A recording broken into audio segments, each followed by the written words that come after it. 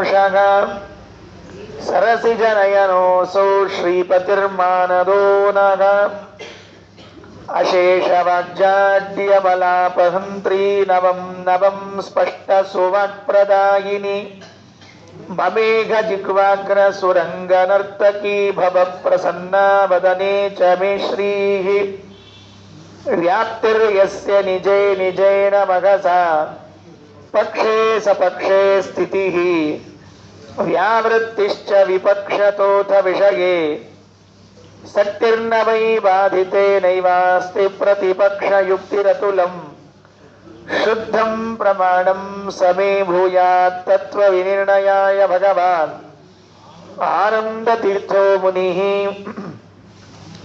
ವಾಣಿತೆ ಕರವಾಣ್ಯಂಬ ಚರಣೌ ಹೃದಿ ಸರ್ವದಾ ಮದ್ವಾಕ್ಯ ಸರಣಿರ್ಭೂಯಾತ್ ಶ್ರೀಮದಾಚಾರ್ಯ ಭಾವಗ ನಮೋಸ್ತು ತಾತ್ವಿಕಾ ದೇವಾಘ ವಿಷ್ಣುಭಕ್ತಿ ಪರಾಯಣಾಘ ಧರ್ಮ ಮಾರ್ಗೇ ಪ್ರೇರಯಂತು ಭವಂತಃ ಸರ್ವ ಏವ ಹಿ ಯಸ್ಯ ವಾಕ್ ಕಾಮಧೇನುರ್ನಘ ಕಾಮಿತಾರ್ಥಾನ್ ಪ್ರಯಚ್ಛತಿ ಸೇವೇತಂ ಜಯ ಯೋಗೀಂದ್ರಂ ಕಾಮಬಾಣಚ್ಛಿದಂ ಸದಾ ಪ್ರಣಮತ್ ಕಾಮಧೇನುಂಚ ಭಜತ್ ಸುರತರೂಪಮಂ ಶ್ರೀಭಾವಬೋಧಕೃತ್ಪಾದ ಚಿಂತಾಮಣಿಮುಪಾಸ್ಮಹೇ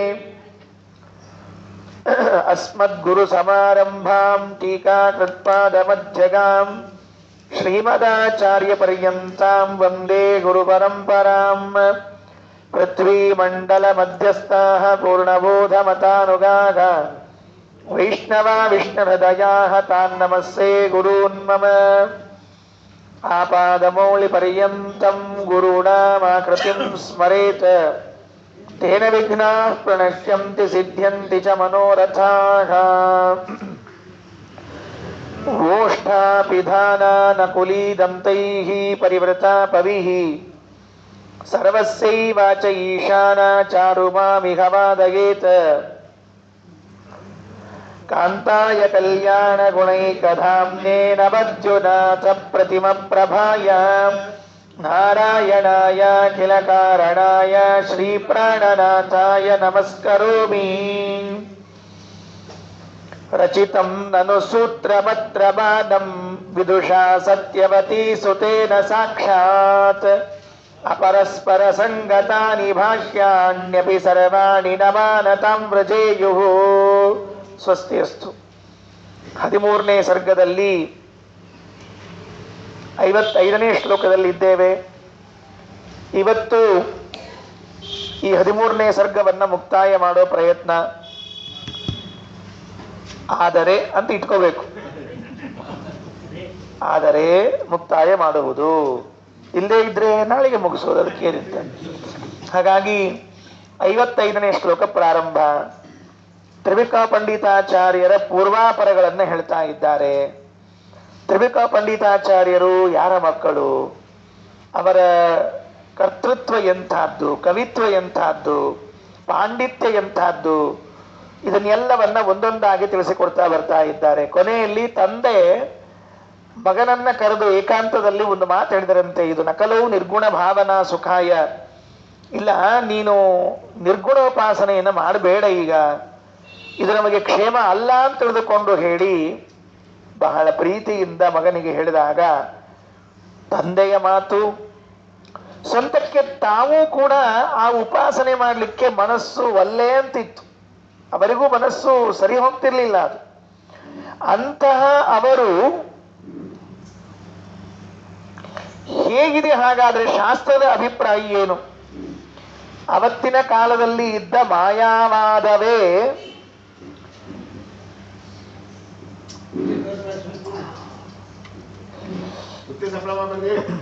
ಮೊದಲು ಬಂದ್ಬಿಡ್ಬೇಕು, ಶುರುವಾದ ಮೇಲೆ ಗದ್ದಲ ಹಾಕ್ಬಾರ್ದು.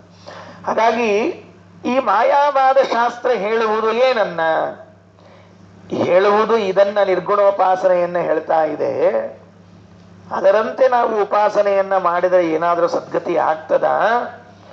ಅಥವಾ ಪುರಾಣಗಳನ್ನ ನಾವೇ ಇನ್ನೊಂದು ಬಾರಿ ಅವಲೋಕನವನ್ನ ಮಾಡಿ ಸರಿಯಾಗಿ ಅರ್ಥ ಮಾಡಿಕೊಳ್ಳೋ ಪ್ರಯತ್ನ ಮಾಡಬೇಕಾ?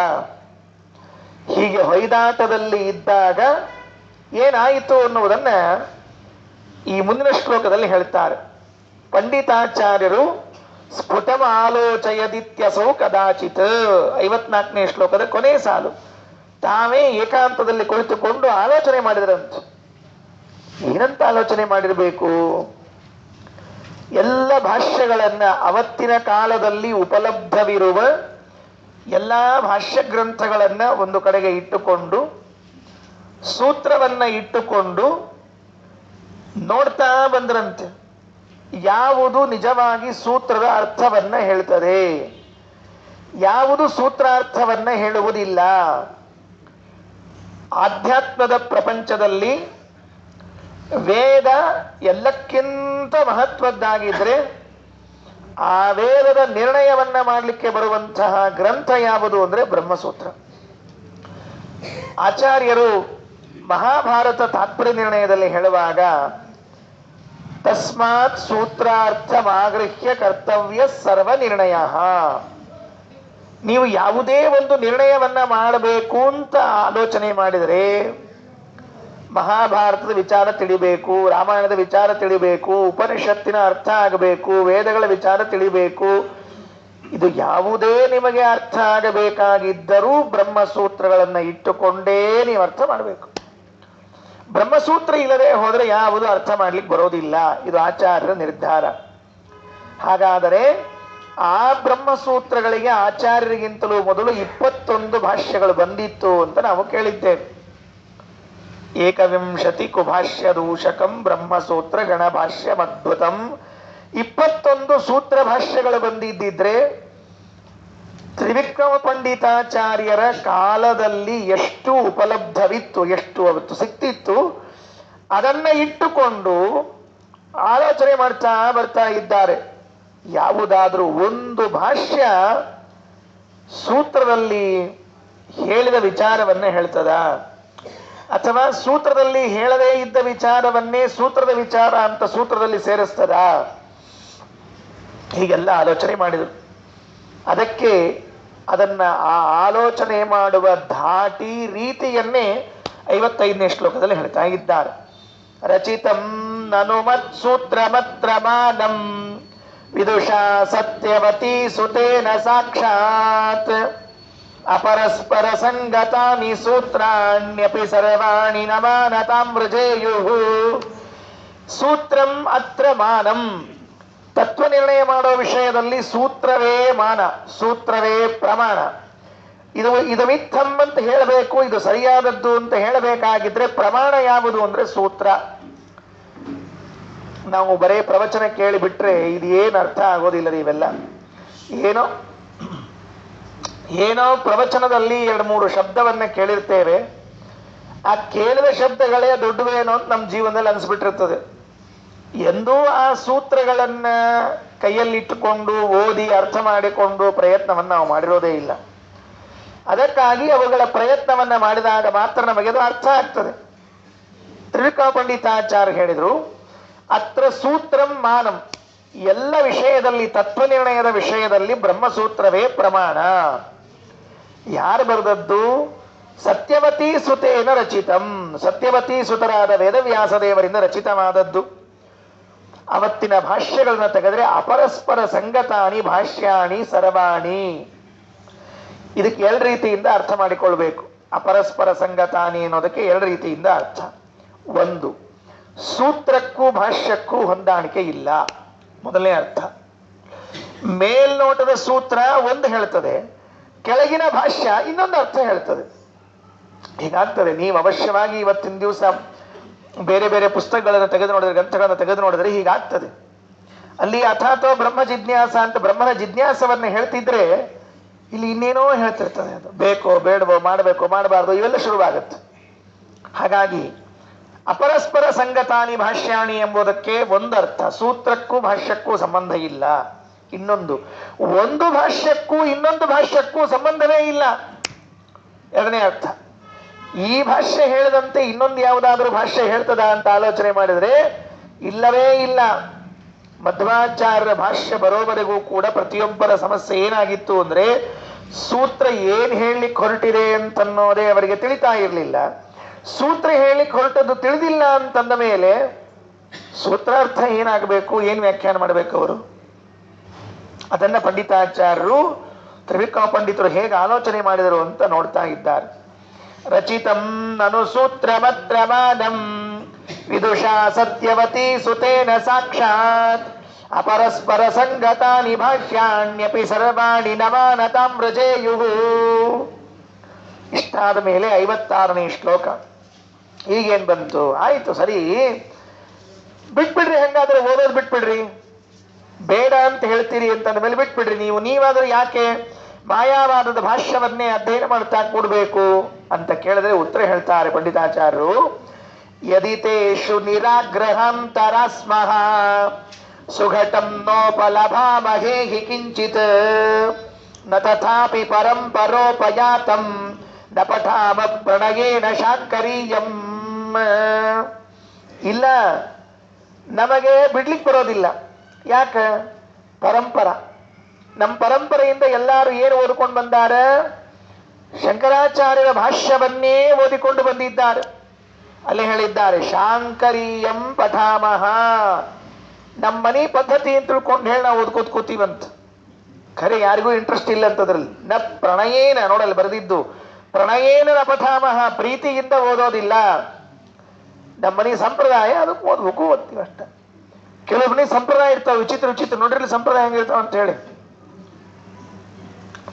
ಅವ್ರ ಮನೆ ಸಂಪ್ರದಾಯ ನೋಡಿದ್ರೆ ಕೆಲವರು ಗಾಬರಿ ಆಗ್ತಿರ್ತದೆ. ನಮ್ಮ ಮನೆ ಸಂಪ್ರದಾಯ ಇದು ಅಲ್ಲ, ನಿಮಗೆ ಅದು ಇಂಟ್ರೆಸ್ಟ್ ಏನಿಲ್ಲ ಆಚಾರ. ನಮ್ಮ ಮನ್ಯಾಗ ಮತ್ತೆ ಮಾಡ್ಬೇಕಂತ ಯಾರ ಮಾಡಿಬಿಡ್ತೀವಿ ಅಷ್ಟ. ನಾವು ಹಿಂದಿನಿಂದ ಮಾಡ್ಕೋತ ಬಂದಾರ, ಮುಂದವ ಮಾಡ್ಕೋತ ಹೋಗ್ತಾನ, ಮುಂದವ ಹಿಂದವ ಆಗ್ತಾನ, ಮಾಡ್ತಾನ, ಹಿಂಗ ಹೋಗೋದ. ಏನ್ ಹಿಂದ ಮುಂದೆ ಏನು ವಿಚಾರ ಇಲ್ಲೇ ಇಲ್ಲ. ಅದಕ್ಕೆ ಯಾಕೆ ಮಾಡ್ಯಾರ ಅಂತ ತಿಳ್ಕೊಳ್ಳೋ ಪ್ರಯತ್ನವೂ ಇಲ್ಲ.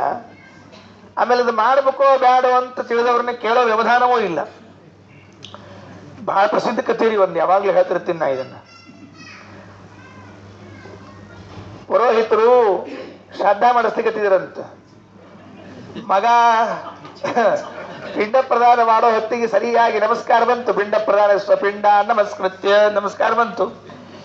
ನಮಸ್ಕಾರ ಬಂದ ಕೂಡಲೇ ಸರಾಸರ ನಮಸ್ಕಾರಕ್ಕೆ ಎದ್ದು ನಿಂತ, ಕಚ್ಚಿ ಬಿಚ್ಚಿ ನಮಸ್ಕಾರ ಮಾಡಿದ. ಪುರೋಹಿತರು ಕೇಳಿದ್ರು, ಯಾಕೋ ಕಚ್ಚಿ ಬಿಚ್ಚಿ? ನಮ್ಮನೆ ಸಂಪ್ರದಾಯ ರೀ ಅನ್ನೋ.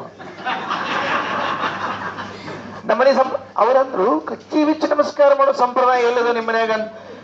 ಅವರು ಪುರೋಹಿತರಂದ್ರು, ನಿಮ್ಮಪ್ಪ ಶ್ರಾದ್ದ ಮಾಡೋ ಕಾಲಕ್ಕೂ ನಾನ ಮಾಡಿಸ್ತಿದ್ದೆ, ಈಗ ನೀ ಮಾಡೋ ಕಾಲಕ್ಕೂ ನಾನ ಮಾಡಿಸ್ತಿಗತ್ತೀರಿ, ಸಂಪ್ರದಾಯ ಎಲ್ಲಿಂದ ಬಂತು ಅಂದ್ರೆ ಅವರು ನೆನಪು ಮಾಡ್ಕೊಳ್ರಿ ಚಂದ. ನಾವು ಈ ಪುರೋಹಿತರು ನೆನಪು ಮಾಡ್ಕೊಂಡ್ರಿ ಏನಾಗಿತ್ತು ಅಂದ್ರೆ, ಅವರಪ್ಪ ಪಾಪ ಬಡತನ ಇತ್ತು, ಸಣ್ಣ ಪಂಜಾ ಉಟ್ಕೊಂಡು ಶ್ರಾದ್ದ ಮಾಡ್ತಿದ್ದ, ನಮಸ್ಕಾರ ಮಾಡೋ ಹೊತ್ತಿಗೆ ಕಚ್ಚಿ ಬಿಚ್ಚಿಕ್ಕಂದು ಬಿಚ್ಕೊಂಡು ಕೂಡ್ತಿತ್ತದು. ಅದನ್ನ ನೋಡಿ ಏನ್ ತಿಳ್ಕೊಂಡಿದ್ದ ಅಂದ್ರೆ, ನಮ್ಮನೆ ಸಂಪ್ರದಾಯ ಹಂಗಾರ ಪಿಂಡಕ್ಕೆ ನಮಸ್ಕಾರ ಮಾಡಕ್ಕೆ ಕಚ್ಚಿ ಬಿಚ್ಚಿ ಮಾಡಬೇಕು ಅಂತ ತಿಳ್ಕೊಂಡಿದ್ದ. ಅದು ಬೇಕೋ ಬೇಡವೋ ಏನೋ ಎಂತೋ ಏನೋ ಗೊತ್ತಿಲ್ಲ. ಓದ್ಬೇಕು ಅಷ್ಟೇ ಕೆಲಸ. ನ ತಥಾಪಿ ಪರಂಪರೋಪಯಾತಂ ನ ಪಠಾಮ ಪ್ರಣಯೇನ ಶಾಂಕರೀಯಂ. ಅಷ್ಟು ಪ್ರೀತಿ ಇಲ್ಲ, ಆದರೂ ಕೂಡ ಅದನ್ನು ಓದ್ತಾ ಇರ್ತೇವೆ. ಪಂಡಿತಾಚಾರ್ಯ ಹೇಳಿದರು, ಯದಿತೇಷು ನಿರಾಗ್ರಹಾಂತರಾಸ್ಮಃ. ಮೊಂಡು ಹಠ ಬಿಟ್ರೆ, ಆಗ್ರಹ ಇಲ್ಲ ಅಂತಾದ್ರೆ, ನಮ್ದೇ ಖರೆ ಅಂತ ಆಗ್ರಹ ಇಲ್ಲದೆ ಹೋದರೆ, ವಿಚಾರ ಮಾಡಿ ನೋಡಿದರೆ, ಸುಘಟಂ ನೋಪಲಭಾಮಹೇ ಹಿ ಕಿಂಚಿತ್. ಯಾವುದು ಸುಲಲಿತ ಇಲ್ಲ. ಭಾಷ್ಯಕ್ಕೂ ಸೂತ್ರಕ್ಕೂ ಸಂಬಂಧವೇ ಇಲ್ಲ, ಒಂದಕ್ಕೊಂದು ಹೊಂದಾಣಿಕೆ ಇಲ್ಲ, ಏನಿಲ್ಲ. ಕೆಲವರು ಅಂತಿರ್ತಾರೆ ನೋಡ್ರಿ, ಏನೂ ಇಲ್ಲ ಚಲ ಮನ್ಯಾಗ ಹೊಂದಾಣಿಕೆ, ಅವ್ರದ್ದೊಂದು ನಮ್ದೊಂದು ಹಿಂಗ ಅಂತಿರ್ತಾರಲ್ಲ. ಹಂಗ ಅವತ್ತೇ ಆಗಿತ್ರಿ ಭಾಷ್ಯದೊಳಗ. ಸೂತ್ರದೊಂದು ಭಾಷ್ಯದೊಂದು. ಅವ್ರದ್ದು ಪೂರ್ವಾಷಾಢ ಅಂತ, ಇವ್ರು ಉತ್ತರಾಷಾಢ ಅಂತ ನಕ್ಷತ್ರ. ಅಂದಮೇಲೆ ಹೆಂಗ್ ಹೊಂದ್ಬೇಕ್ರಿ ಆಚಾರ ಅಂತ ಹಿಂಗೆ ಕೇಳ್ತಿರ್ತಾರ. ಹಂಗ ಈ ಸೂತ್ರ ಒಂದು ಭಾಷ್ಯ ಒಂದು ಹೇಳಿದ್ರೆ ಹೆಂಗ್ ಮಾಡ್ಬೇಕು ಹೇಳೋಣಂತ. ಹಂಗಾಗಿತ್ತು ಅಂತ ತಿಳಿಸ್ತಾರೆ. ಆಗ್ರಹ ಇರ್ತದಂತೆ ಕೆಲವರಿಗೆ. ಪಂಡಿತಾಚಾರ್ಯ ಅದನ್ನು ಹೇಳಿದರು, ನಮಗೆ ಆಗ್ರಹ ಜಾಸ್ತಿ. ಯಾವುದನ್ನ ಓದ್ಕೊಂಡು ಬಂದ್ಬಿಟ್ಟೀವಿ ಅದೇ ಸತ್ಯ ಅಂತ ತಿಳ್ಕೊಂಡಿರೋದು ಒಂದು ಆಗ್ರಹ ನಮಗೆ. ಹಂಗಲ್ವೇ ಅಲ್ಲ. ಇದನ್ನ ಹೊರತುಪಡಿಸಿ ಇನ್ನೊಂದೂ ಇರ್ತದೆ ಅಂತ ನಾವು ಎಂದೂ ಆಲೋಚನೆ ಮಾಡ್ಲಿಕ್ಕೆ ಹೋಗೋದಿಲ್ಲ. ಯಾಕೆ? ನಮ್ಮ ಮನಸ್ಸಿನಲ್ಲಿ ಆಗ್ರಹ ಸೇರಿಕೊಂಡ್ಬಿಟ್ಟಿದೆ, ಅದು ದುರಾಗ್ರಹ ಸೇರಿಕೊಂಡಿದೆ. ನಾವು ಓದ್ಕೊಂಡು ಬಂದದ್ದೇ ಸತ್ಯ, ನಾವು ತಿಳ್ಕೊಂಡದ್ದೇ ಸತ್ಯ ಅಂತ ತಿಳ್ಕೊಂಡು ಹಿಂಗಾಗಿ ಮುಗಿದೋದ ಕೆಲಸ. ಇದಕ್ಕೆ ಹೇಳಿದ್ರು, ಯದಿತೇಷು ನಿರಾಗ್ರಹಾಂತರಾಸ್ಮಃ ಸುಘಟಂ ನೋಪಲಭಾಮಹೇ ಹಿ ಕಿಂಚಿತ್ ನ ತಥಾಪಿ ಪರಂ ಪರೋಪಯಾತಂ ನ ಪಠಾಮ ಪ್ರಣಯೇನ ಶಾಂಕರೀಯಂ. 57. ಹಂಗಾರೆ ಒಂದು ಕೆಲಸ ಮಾಡ್ರಿ, ಬಿಟ್ಬಿಡ್ರಿ, ಎಲ್ಲ ಬಿಟ್ಬಿಡ್ರಿ ನಿಶ್ಚಿಂತೆಯಿಂದ. ಮತ್ತ ನೀವ ವಿಚಾರ ಮಾಡ್ರಿ ನೋಡೋಣ ಅಂತಂದ್ರೆ ಶಾಸ್ತ್ರವನ್ನು ನೀವೇ ವಿಚಾರ ಮಾಡೋದಪ್ಪ. ಅವ್ರಿವ್ರು ಬರ್ದದ್ದನ್ನು ಬಿಟ್ಬಿಡೋದು. ನೀವೇ ಎಲ್ಲ ಪುಸ್ತಕ ತಗೊಂಡು ಏನ್ ಹೇಳ್ಯಾರ ಏನ್ ಬಿಟ್ಟಾರ ಅಂತ ಒಂದು ನಿರ್ಧಾರ ಮಾಡ್ಕೊಳ್ರಿ ಅಂತಂದ್ರೆ ಅದು ನಮ್ಮ ಕಡೆಯಿಂದ ಆಗೋದಿಲ್ಲ ಅಂತಾರೆ. ಯಾಕೆ ಆಗೋದಿಲ್ಲ? ನಮ್ಮ ಬುದ್ಧಿ ಅಲ್ಪ ಬುದ್ಧಿ, ಅಷ್ಟು ದೀರ್ಘವಾಗಿ ವಿಚಾರ ಮಾಡ್ಲಿಕ್ಕೆ ಹೋಗೋದಿಲ್ಲ. ಘಟನೋಪನಿಷತ್ಸು ನಲ್ಪ ಬುದ್ಧೇಗೆ ಸುಘಟೇತ್ಯಭ್ಯುಪಗಮ್ಯ ಚಿಂತಯಾಮಃ ನ ವಿಮುಕ್ತಿ ಮುಪೈತಿ ಕೋಪಿ ಮುಕ್ತ್ವಾ ಸಮಯೋಕ್ತಾ ವಿಹಯಾಮಿ ಮಾಮುಪಾಸ್ತಿಂ. ಘಟನ ಉಪನಿಷತ್ಸು ನ ಅಲ್ಪಬುದ್ಧೇಹೇ, ಅಲ್ಪಬುದ್ಧಿಗಳಾದ ನಮಗೆ ಉಪನಿಷತ್ತುಗಳಲ್ಲಿ ಹೇಳಿದ್ದನ್ನ ತಿಳ್ಕೊಳ್ಳಿಕ್ಕೆ ಆಗೋದಿಲ್ಲ. ಸುಘಟ ಇತ್ಯುಪ ಅಭ್ಯುಪಗಮ್ಯ ಚಿಂತಯಾಮಃ. ಸುಘಟ ಇತಿ ಅಭ್ಯುಪಗಮ್ಯ ಚಿಂತಯಾಮಃ. ಇದು ಸರಳವೇನು? ಉಪನಿಷತ್ನಲ್ಲಿ ಹೇಳಿದ ಮಾತನ್ನು ತಿಳ್ಕೊಳ್ಳೋದು ನಮ್ಮ ಕಡೆಯಿಂದ ಆಗೋದಿಲ್ಲ. ಎಷ್ಟೋ ಪ್ರಸಂಗಗಳಿವೆ ರೀ. ಉಪನಿಷತ್ತಿನಲ್ಲಿ ಹೇಳಿದ ವಾಕ್ಯಗಳನ್ನ ಸರಿಯಾಗಿ ತಿಳಿದುಕೊಳ್ಳಿಕ್ಕಾಗದೆ ಗೋಳಾಡಿ ಏನೇನೋ ಅರ್ಥ ಮಾಡಿದ್ದುಂಟು. ಉಪನಿಷತ್ತಿನಲ್ಲಿ ಬಂದಿರುವಂತಹ ಸರ್ವಂ ಖಲ್ವಿದಂ ಬ್ರಹ್ಮ ಅಂತ ಒಂದು ವಾಕ್ಯ ಇದೆ ರೀ. ಉಪನಿಷತ್ನಲ್ಲಿ ಸರ್ವಂ ಖಲ್ವಿದಂ ಬ್ರಹ್ಮ, ಇದು ಹೆಂಗದರಿ? ಹಿಂಗಿದ್ದದ್ದನ್ನು ಹಿಂಗ ತಗೊಂಡ್ರು ಅಂತ ಇಟ್ಕೊಳ್ರಿ. ಎಲ್ಲವೂ ಬ್ರಹ್ಮ. ಏನಾತೀಗ? ಎಲ್ಲವೂ ಬ್ರಹ್ಮ ಅಂದ್ರೆ ನೀವು ಬ್ರಹ್ಮ, ನಾನು ಬ್ರಹ್ಮ, ನಾನು ಬ್ರಹ್ಮ, ನೀವು ಬ್ರಹ್ಮ. ಯಾಕೆ ಎಲ್ಲರೂ ಬ್ರಹ್ಮ ಅಂತ ಹೇಳ್ಬಿಡ್ತದೆ. ಅಂದ ಮೇಲೆ ಎಲ್ಲವೂ ಬ್ರಹ್ಮ ಅಂತನ್ನೋ ವಾಕ್ಯವನ್ನ ಹಂಗ ಓದಿಕೊಂಡು ಅರ್ಥ ಮಾಡಿಕೊಂಡ್ರಿ ಅಂದ್ರೆ ನಮ್ಮಂಥ ಅಲ್ಪ ಬುದ್ಧಿಯವರಿಗೆ ಅದು ತಿಳಿಯೋದೇ ಇಲ್ಲ. ಒಬ್ಬರು ನಿರ್ಣಯ ಮಾಡಿ ಕೊಡೋರು ಬೇಕಾಗ್ತದೆ. ನಿರ್ಣಯ ಮಾಡಿ ಕೊಡೋರು ಬಂದ್ರೆ ಮಾತ್ರ ಅದು ಏನು ಅಂತ ತಿಳಿಸಿಕೊಡ್ಲಿಕ್ಕೆ ಸಾಧ್ಯ ಆಗ್ತದೆ. ಪುರುಷಗೇ ವೇದಂ ಸರ್ವಂ ಯದ್ಭೂತಂ ಯಚ್ಚ ಭವ್ಯಂ.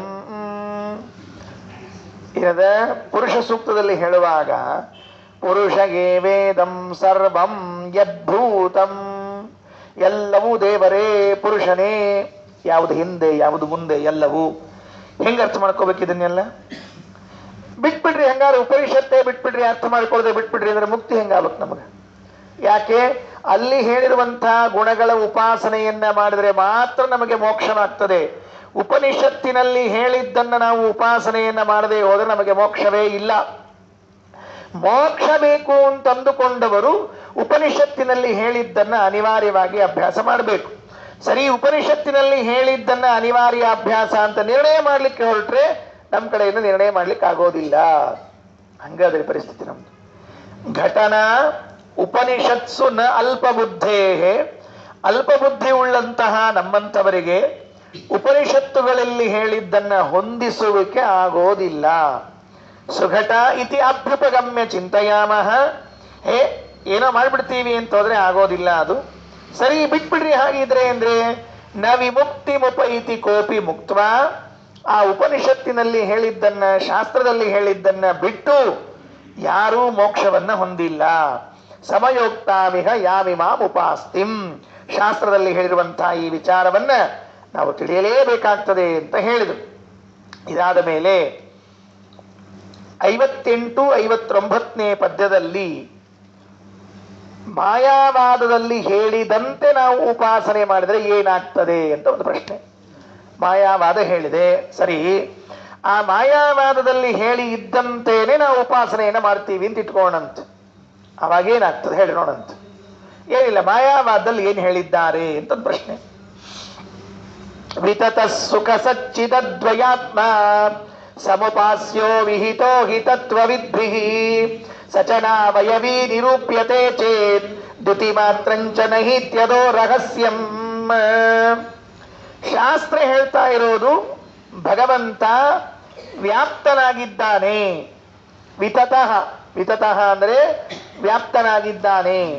ಮತ್ತೆ ಹೇಗಿದ್ದಾನೆ ದೇವರು ಅಂದ್ರೆ ಸುಖ ಸತ್ ಚಿದ್ವಯಾತ್ಮ. ಭಗವಂತನು ಸಚ್ಚಿದಾನಂದ ಮೂರ್ತಿಯಾಗಿದ್ದಾನೆ. ಶಾಸ್ತ್ರ ಹೇಳ್ತಿದೆ ಭಗವಂತ ವ್ಯಾಪ್ತನಾಗಿದ್ದಾನೆ, ಶಾಸ್ತ್ರ ಹೇಳ್ತಿದೆ ಭಗವಂತ ಸಚ್ಚಿದಾನಂದ ಸ್ವರೂಪಿಯಾಗಿದ್ದಾನೆ ಅಂತ ಹೇಳಿ. ಇದು ಶಾಸ್ತ್ರ ಹೇಳಿದಂತೆ ನಾವು ಉಪಾಸನೆ ಮಾಡಬೇಕು. ಆದರೆ ಮಾಯಾವಾದ ಶಾಸ್ತ್ರ ಹೇಳ್ತಾ ಇದೆ, ಸಚನಾ ವಯವೀ ನಿರೂಪ್ಯತೆ ಚೇತ್, ಅವನಿಗೆ ಯಾವ ಅವಯವಗಳು ಇಲ್ಲವಂತೆ. ಮಾಯಾವಾದದಂತೆ ಭಗವಂತ ನಿರ್ಗುಣ ನಿರಾಕಾರ. ಹೆಂಗಿದ್ದಾನವ ದೇವರು? ನಿರಾಕಾರದಲ್ಲಿ ಇದ್ದಾನ. ಅವನಿಗೇನು ಆಕಾರ ಇಲ್ಲಂತ.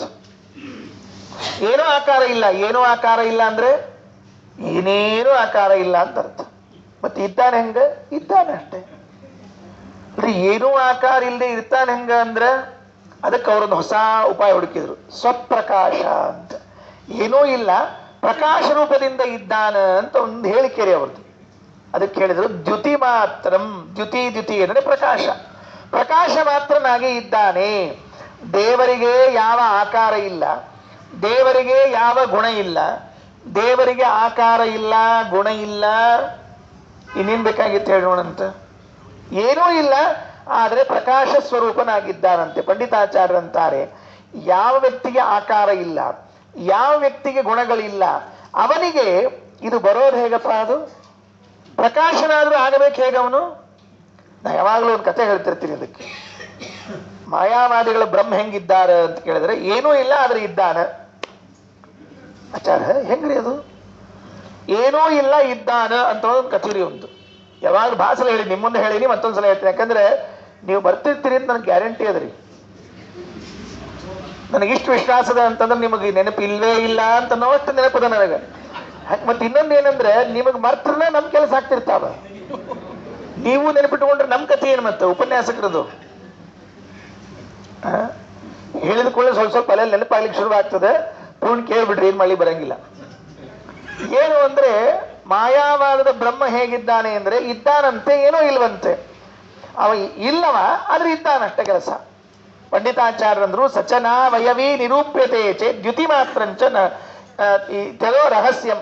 ಮಾಯಾವಾದದ ರಹಸ್ಯ ಏನು ಅಂದ್ರೆ ಬ್ರಹ್ಮನಿಗೆ ಏನೂ ಅವಯವಗಳಿಲ್ಲ, ದೇವರಿಗೆ ಆಕಾರವೇ ಇಲ್ಲ, ನಿರಾಕಾರ ಅಂತ ಆದ್ಮೇಲೆ ಪ್ರಕಾಶದ ಆಕಾರವಾದ್ರೂ ಅವ್ನು ಹೆಂಗ್ ಬರಬೇಕು? ಈ ಪ್ರಕಾಶಕ್ಕೂ ಒಂದು ಆಕಾರದ, ಮತ್ತೆ ನೆನ್ಬಿಟ್ಟುಕೊಳ್ರಿ, ಪ್ರಕಾಶಕ್ಕೂ ಒಂದು ಆಕಾರ ಅದ, ಅದಕ್ಕೊಂದು ರೂಪ ಅದ, ಅದು ಹೋಗೋದೊಂದು ಕ್ರಮ ಅದ, ಅದಕ್ಕೂ ಅದರದ್ದು ಒಂದು ಮಾರ್ಗ ಅಂತದೆ. ಆದರೆ ಇವರಂತಾರೆ, ಮಾಯಾವಾದಿಗಳು ಹೇಳ್ತಾರೆ, ಭಗವಂತ ಬ್ರಹ್ಮ ಏನಿದ್ದಾನಲ್ಲ, ಬ್ರಹ್ಮನಿಗೆ ಯಾವ ಆಕಾರ ಇಲ್ಲ, ಯಾವ ಗುಣವೂ ಇಲ್ಲ, ಆದರೂ ಅವನು ಪ್ರಕಾಶ ರೂಪನಾಗಿದ್ದಾನೆ ಅಂತ. ಇದು ಹೆಂಗ್ ಒಪ್ಪೋದಪ್ಪ? ಒಬ್ಬ ರಾಜ ಇದ್ದಂತ, ರಾಜ ಭಾರಿ ದೊಡ್ಡ ರಾಜ. ಆ ರಾಜನ ಕಡೆಗೆ ಒಂದು ಆನೆ ಇತ್ತಂತ, ದೊಡ್ಡ ಆನೆ. ಎಂಥ ಆನೆ ಅಂದ್ರೆ ಆನೆ ಮೇಲೆ ಭಾರಿ ಪ್ರೀತಿ ಅವನಿಗೆ. ಆನೆ ಮೇಲೆ ಕೂತ್ಕೊಂಡು ಮೆರವಣಿಗೆ ಅವನಿಗೆ. ಸಾಮಾನ್ಯವಾಗಿ ಎಲ್ಲ ಆನೆ ಮೇಲೆ ಮೆರವಣಿಗೆ ಮಾಡ್ತಿರ್ತಾರೆ, ಹೌದಿಲ್ಲ? ಮತ್ತೆ ಯಾರು ಒಂಟಿ ಮೇಲೆ, ಕುದುರೆ ಮೇಲೆ, ಕತ್ತಿ ಮೇಲೆ ಹಂಗೇನ್ ಮಾಡೋದಿಲ್ಲ, ಆನೆ ಮೇಲೆ ಮೆರವಣಿಗೆ. ಅವನಿಗೆಲ್ಲ ಮೆರವಣಿಗೆ ಹೋಗ್ತಾ ಇದ್ದ. ಅವನಿಗೆ ಪ್ರೀತಿ ಆನೆ. ಒಂದ್ ದಿವಸ ಆನೆ ರೋಗ ಬಂದು ಬಿತ್ತು. ಯಾವಾಗ ಆನೆ ರೋಗ ಬಂತು, ಅದನ್ನ ರಿಪೇರಿ ಮಾಡ್ಲಿಕ್ಕೆ ಔಷಧಗಳನ್ನೆಲ್ಲ ಕೊಡ್ಲಿಕ್ಕೆ ಶುರು ಮಾಡಿದ್ರು. ಅವನಿಗೆ ಯಾಕೋ ಒಳಗೆ ಒಂದು ಸ್ವಲ್ಪ ಅನಿಸ್ತು, ಇದು ಬದುಕ್ತದೋ ಇಲ್ಲೋ ಇನ್ನಾನಿ ಅಂತ. ಸೈನಿಕರಿಗೆ ಆದೇಶ ಮಾಡಿಬಿಟ್ಟ. ಏನ್ ಆದೇಶ ಮಾಡಿದ ಸೈನಿಕರಿಗೆ ಅಂದ್ರೆ, ಯಾವುದೇ ಕಾರಣಕ್ಕೂ ನೀವ್ಯಾರೂ ಬಂದು ಆನಿ ಸತ್ತದ ಅಂತ ಹೇಳೋ ಹಂಗಿಲ್ಲ. ಹೇಳಿದ್ರಿ ಅಂದ್ರೆ ನಿಮ್ಮ ತಲೆಯನ್ನ ಕತ್ತರಿಸ್ತೀನಿ ಅಂತ ಹೇಳ್ಬಿಟ್ಟ. ಯಾರು ಹೇಳ್ತಾರೆ ಇಷ್ಟು ಹೇಳಿದ ಮೇಲೆ? ಆಚಾರ ಮೊದಲೇ ಹೇಳಿರ್ತಾರೆ, ಯಾರ ಹೋದ್ರಾಗಿದ್ರೆ ನಮ್ ಸುದ್ದಿ ತಿಳಿಸ್ಬೇಡ್ರಿ ಹೇಳಿದಂಗಿಲ್ಲ ಮೊದ್ಲು. ಯಾರು ಹೋದ ತಿಳಿಸ್ಬೇಡ್ರಿ ಆಚಾರ. ಅದಕ್ಕೆ ನಾವು ಒಂದು ಕೆಲಸ ಮಾಡ್ಲಿಕ್ಕೆ ಹೋಗೋಕ್ಕಿಂತ ಮೊದಲೇ ತಿಳಿಸ್ಲಿಕ್ಕೆ ನಿಮ್ಗೆ ಹೋದ್ಮೇಲೆ ಯಾಕೆ ತಿಳಿಸ್ಬೇಕಪ್ಪ? ಮೊದ್ಲೇ ತಿಳಿಸ್ಬಿಟ್ರೆ ನಿಶ್ಚಿಂತಿ ನಿಮಗೆ ಹೊಂಟಾರ ಅಂತ ತಿಳ್ಕೊಂಡು ಹೇಳಿ ಆಯ್ತು ಅಂದ್ರು. ಅದು ಸುದೈವೋ ದುರ್ದೈವೋ ಆನೆ ಸತ್ತು ಹೋಗ್ಬಿಡ್ತು. ಯಾರು ಸುದ್ದಿ ಹೇಳ್ಬೇಕು ಈಗ? ಸೈನಿಕರಿಗೆಲ್ಲ ಗಾಬರಿ. ಸೈನಿಕರು ಹೋಗಿ ಹೇಳಿದ್ರೆ ಕೊಂದೇ ಬಿಡ್ತಾನವ ರಾಜ, ಮೊದ್ಲೇ ತಲೆ ತಿರ್ಕಾವ. ಅದಕ್ಕೆ ವಿಚಾರ ಮಾಡಿದ್ರು. ಕೊನೆಗೊಬ್ಬ ವಯಸ್ಸಾದವ ಇದ್ನಂತವ ಸೈನಿಕ, ನಾಳೆ ರಿಟೈರ್ಡ್ ಆಗವ ಇದ್ನಂತವ. ನಾಳೆ ರಿಟೈರ್ಡ್ ಆಗೋ ಸೈನಿಕನಿಗೆ ಕರೆದು ಹೇಳಿದ, ನೋಡು ಹೆಂಗೂ ನೀವು ಇನ್ನೇನ್ ಮಾಡ್ತಿ, ಇದ್ದರೆ ಏನ್ ಮಾಡ್ಬೇಕಾಗಿದ್ ನಿಮ್ ಜೀವನದೊಳಗೆ? ಇನ್ ಎಷ್ಟು ದಿವಸ ಇರ್ಬೇಕಂತ ಮಾಡ್ರಿ ಆಚಾರ ಅಂತ ಕೇಳ್ತಿರ್ತಾರಲ್ಲ, ಹಂಗ ಇನ್ ಎಷ್ಟು ದಿವಸ ಅದ ನಿಮ್ದು? ಹೋಗ್ತಿರ್ತಿ, ಅದಕ್ಕೆ ನೀ ಹೇಳ್ಬಿಡು, ಅವನಿನ್ ತಲೆ ಹೋಸೋ, ನಿನ್ ಮನಿ ನೋಡ್ಕೋತೀವಿ ನಾವು ಅಂತ ಪಾಪ ಪ್ರಾಮಾಣಿಕವಾಗಿ ಮಾತು ಕೊಟ್ರು. ಅವ ಅಂದ, ನಾನು ಹೋಗಂಗಿಲ್ಲ, ನಿಮಗೂ ಹೋಗ್ಸಂಗಿಲ್ಲ, ಹೋಗ್ಸಿ ರಾಜ ಹೋಗ್ತೀನಿ ಅಂತ ಇಟ್ಕೊಬಿಡ್ರಿ ಅಂತ. ನಾವು ಭಾರಿ ಶಣ ಇದ್ರಿ. ಅವ ಹೋದ ರಾಜನ ಹತ್ರ. ಹಿಂಗ ರಾಜನ ಮುಂದೊಂದು ದುಬು ದುಬು ದುಬು ಹುಡ್ಕೋತ ಹೋದ, ಮತ್ತೆ ಹಿಂಗ್ ಹೊಳ್ಳಿ ಹೊಂಟ. ರಾಜಂದ ಏನ ಬಂದದ್ದು ಅಂದ. ಏನಿಲ್ಲ ಸುಮ್ ಬಂದಿದ್ದೆ ಅಂದ. ಸುಮ್ನೆ ಇದ್ದಕ್ಕಿದ್ದಂಗ ರಾಜಸಭೆಯೊಳಗೆ ಬಂದು ಏನೂ ಇಲ್ಲ ಸುಮ್ನೆ ಬಂದೀನಿ ಅಂದ್ರೆ ಸುಮ್ ಬಂದಿದ್ದೆ ಅಂದ. ಹೌದು ಸುಮ್ನೆ ಬಂದೀನಿ ಅಂದ. ಯಾಕ ಅಂದ. ನೀ ಎಲ್ಲಿಂದ ಬಂದಿ ಅಂದ. ಗಜಶಾಲೆಯಿಂದ ಬಂದಿದ್ದೇನೆ ಅಂದ. ಹಾ ಏನಾಗ್ಯದ ಆನೆಗೆ? ಆನೆಗೆ ಏನಾಗ್ತದೆ? ಏನಾಗಿಲ್ಲ. ಆನೆ ಆರಾಮದ, ಸೊಂಡಿ ಮಾತ್ರ ಅಳ್ಳಾಡವಲ್ತು. ಇಷ್ಟ, ಉಳಿದೆಲ್ಲ ಆರಾಮದ, ಏನೇನೇನಾಗಿಲ್ಲ. ಆನೆಗೆ ಏನಾಗ್ತದೆ ತಲಿ? ಆನೆ ಆರಾಮದ, ಸೊಂಡ್ಲು ಮಾತ್ರ ಅಳ್ಳಾಡಿಸ್ತಿಲ್ಲ. ಇಷ್ಟ ಹೇಳಿ ಹೋಗ್ಬಿಟ್ಟ. ಅಷ್ಟೇ ಹೊದಿಲ್ಲ ಒಂದೇ, ಅಷ್ಟೇ ಸೊಂಡೆ ಅಷ್ಟೇ ಅಳ್ಳಾಡಿ. ಮತ್ತೆ ಹೋಗಿ 10-15 ನಿಮಿಷ ಬಿಟ್ಟು ಮತ್ತೆ ಬಂದ್ರಿ ಅವ. ಏನಾಯ್ತು ಅಂದ. ಆನೆಗೆ ಏನಾಗ್ತದ? ಆನೆಗೆ ಏನಾಗಿಲ್ಲ. ಬಾಲ ಮಾತ್ರ ಸ್ವಲ್ಪ ಹಿಂಗೆ ಅಳ್ಳಾಡಿಸ್ವಲ್ತು, ಉಳಿದದ್ದೆಲ್ಲ ಕರೆಕ್ಟ್ ಅದ, ಉಳಿದ್ರೆ ಕರೆಕ್ಟ್ ಅದ. ಹೌದಾ ಆತು ಅಂದ. ಮತ್ ಹೋದ. ಮತ್ 10 ನಿಮಿಷ ಬಿಟ್ಟು ಬಂದ. ಈಗ ಹೆಂಗದ ಆನೆ ಅಂದ. ಏನ್ ಕೇಳ್ತೀರಿ ಮಹಾರಾಜರ, ಎಲ್ಲ ಅದ, ಏನೇನಾಗಿಲ್ಲ ಆನೆಗೆ. ಬಾಲೊಂದು, ಸೊಂಡೊಂದು, ಆಮೇಲೆ ಹೃದಯ ಒಂದು ಅಳ್ಳಾಡುವಲ್ತು. ಇಷ್ಟ, ಉಳಿದದೆಲ್ಲ ಅದ ಅಂದವ. ಎಷ್ಟು ಸಿಟ್ಟು ಬಂತ್ರಿ ಅವನಿಗೆ. ಪಾಪಿ, ಆನೆ ಸತ್ತದಂತ ಹೇಳಿ ನಿನಗೇನ್ ಧಾಡೆ ಆಗ್ಯದ ಅಂದ. ನಾ ಹೇಳಿ ನನ್ನ ತಲೆ ಕತ್ತಿಸ್ಕೊಳ್ಳಿ, ನೀನಿನ್ ತಲೆ ಕತ್ತಿಸ್ಕೊ ಅಂದ. ಯಾರು ಸತ್ತದಂತ ಹೇಳ್ತಾರ ತಲೆ ಕತ್ತರಿಸ್ತಿ ಇಲ್ಲೋ, ನೀನು ನಿನ್ ತಲೆ ಕತ್ತಿಸ್ಕೊ ಅಂದ. ನೋಡ್ರಿ, ಆನೆ ಅದ ಇಲ್ಲ. ಏನದ ಆನೆಗಳಿಗೆ? ಸೊಂಡಿ ಇಲ್ಲ, ಅಳ್ಳಾಡ್ಸೋಲ್ತು ಆನೆದ. ಬಾಲ್ ಅಳ್ಳಾಡ್ಸೋಲ್ತು ಆನೆದ. ಹಾರ್ಟ್ ಬೀಟ್ ಇಲ್ಲ ಆನೆದ. ಅದ್ವೈತಗಳು ಬ್ರಹ್ಮ ಹಿಂಗಿದ್ದಾನ. ಆಕಾರ ಇಲ್ಲ ಇದ್ದಾನ, ಗುಣ ಇಲ್ಲ ಇದ್ದಾನ. ಇವ್ ಯಾಕ್ಬೇಕು? ಇಂಥ ಬ್ರಹ್ಮ ಯಾಕ್ಬೇಕು ನಮಗ್? ಪಂಡಿತಾಚಾರ ಆಲೋಚನೆ ಮಾಡಿದರು. ವಿತತ ಸುಖ ಸಚ್ಚಿದ ದ್ವಯಾತ್ಮ ಸಮುಪಾಸ್ಯೋ ವಿಹಿತೋ ಹಿತತ್ವವಿದ್ಭಿಃ ಸಚನ ವಯವೀ ನಿರೂಪ್ಯತೆ ಚೇತ್ ದ್ಯುತಿ ಮಾತ್ರಂಚ ನಹಿತ್ಯದೋ ರಹಸ್ಯಂ. ಆಯ್ತು, ಏನ್ ತಪ್ಪಾತಪ್ಪ? ಏನೂ ಆಕಾರ ಇಲ್ಲದೆ ಇರುವ, ಏನೂ ಗುಣ ಇಲ್ಲದೆ ಇರುವ, ಪ್ರಕಾಶನೂ ಇಲ್ಲದೆ ಇರುವ ಬ್ರಹ್ಮನನ್ನ ಉಪಾಸನೆ ಮಾಡು. ತಡ್ರಿ ಎಂದ್ರು ಪಂಡಿತಾಚಾರ್ಯ. ಉಪಾಸನ ಮಾಡಿದ್ರೆ ಏನಾಗ್ತದೆ? ಯದಿ ಚೇದ್ರು ಉಪಾಸ್ಯತೆ ಸ್ಯ ರೂಪಂ ತಿಮಿರತ್ವೇನ ವಿಭಾತಿ ಪಾರಿಶೇಷ್ಯಾತ್ ಫಲಮಪ್ಯಥ ಮುಕ್ತಿರೀದೃಶಿ ಸ್ಯಾತ್ ಇತಿ ನೋ ನೈವಧಿನೋತ್ಯುಪಾಸ್ತಿರೇಷ.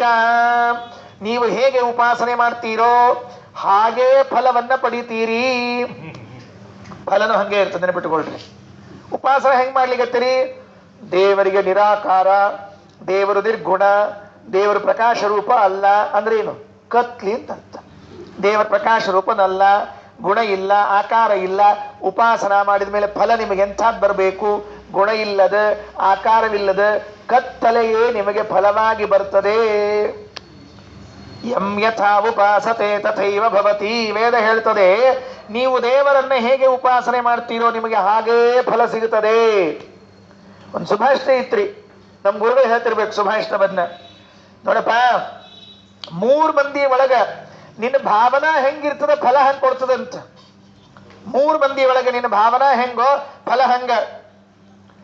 ವಿಪ್ರೇ ಭಿಷಜೆ, ವಿಪ್ರನಲ್ಲಿ, ಬ್ರಾಹ್ಮಣನಲ್ಲಿ, ವೈದ್ಯನಲ್ಲಿ, ಗುರುಗಳಲ್ಲಿ ನಿಂಗೆ ಭಾವನಾ ಹೆಂಗಿರ್ತದೋ ಹಂಗೇ ಫಲ ಸಿಗ್ತದೆ. ಯಾದೃಶಿ ಭಾವನಾ ಸಿದ್ಧಿರ್ಭವತಿ ತಾದೃಶಿ. ಅವ ಎದುರಿಗಿದ್ದ ಬ್ರಾಹ್ಮಣ ಚಲೋ ಇದ್ದಾನಂತ ನೀ ಅನ್ಕೊಂಡಿ, ಚಲೋ ಫಲ ಕೊಡ್ತದೆ. ಡಾಕ್ಟ್ರು ಕೈಗುಣ ಚಲೋ ಅದಂತ ನೀ ಅನ್ಕೊಂಡಿ ಅಂದ್ರೆ ಏನಿದ್ರು ನಿನಗೆ ಕೆಲಸ ಆಗ್ಬಿಡ್ತದೆ. ಗುರುಗಳು ನನ್ನ ಉದ್ಧಾರ ಮಾಡ್ತಾರಂತ ನೀ ತಿಳ್ಕೊಂಡಿದ್ದಿ ಅಂತಂದ್ರೆ ನೀ ಏನ್ ತಿಳ್ಕೊಂಡು ಉದ್ಧಾರ ಹೋಗ್ತದ? ಕೆಲವು ಹಿಂಗಾಗಿರ್ತದ್ರಿ ಅದು. ಎಲ್ಲರ ಇವ್ರು ಹೇಳಿದ ಆಚಾರ ಸಿಕ್ಕಿರಂಗಿಲ್ರಿ ಅವತ್ತು.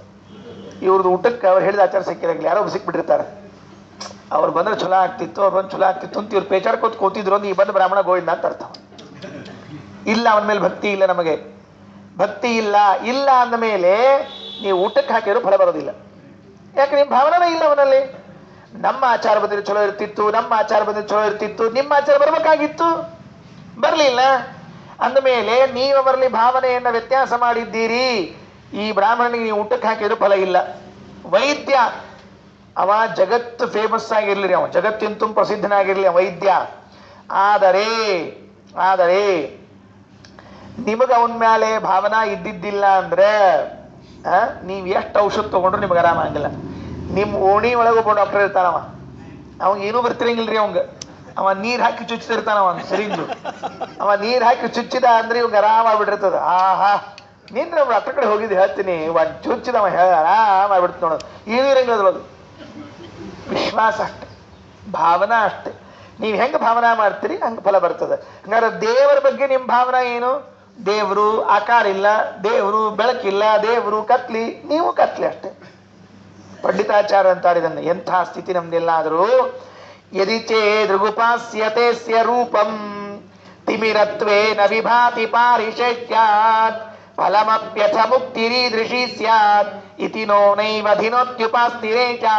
ಆದ್ರಿಂದ ಈ ಉಪಾಸನೆ ನಂಗೆ ಸೇರೋದಿಲ್ಲ, ಬಿಟ್ಬಿಟ್ರು, ಮುಂದೋಯ್ತು. ಹಾಗಾದ್ರೆ ಏನ್ ಮಾಡ್ಬೇಕೀಗ? ನಾವೇ ವಿಚಾರ ಮಾಡೋಣಂತೆ, ನಾವೇ ಕುತ್ಕೊಂಡು ವಿಚಾರ ಮಾಡೋಣಂತೆ. ಅರ್ಥ ಆಯ್ತಾ? ಏನ್ ವಿಚಾರ ಮಾಡಿದ್ರು ಅವರು ತ್ರಿವಿಕ್ರಮ ಪಂಡಿತಾಚಾರ್ಯರು ಅಂದ್ರೆ, ಅಥವೇದ ಪುರಾಣ ಭಾರತಾನಿ ಸ್ವಯಮಾಲೋಚ್ಯಯತಾವಬೋಧವತ್ರ ಗುಣವಂತಮುಪಾಸ್ಮಹೇ ಮುಕುಂದಂ ಸ್ಮೃತಿ ಧರ್ಮಾನ್ ಸ್ಫುಟಮಾಚರಂತಗೇವ. ಇಲ್ಲಿ ಬಂದ ಎರಡು ಅಂಶವನ್ನ ನಾವು ಗಮನಿಸಿದ್ರೆ ಸಾಕು, ಈ ಶ್ಲೋಕ ಮುಕ್ತಾಯ. ಮುಂದೆ ಹೋಗ್ಬಹುದು.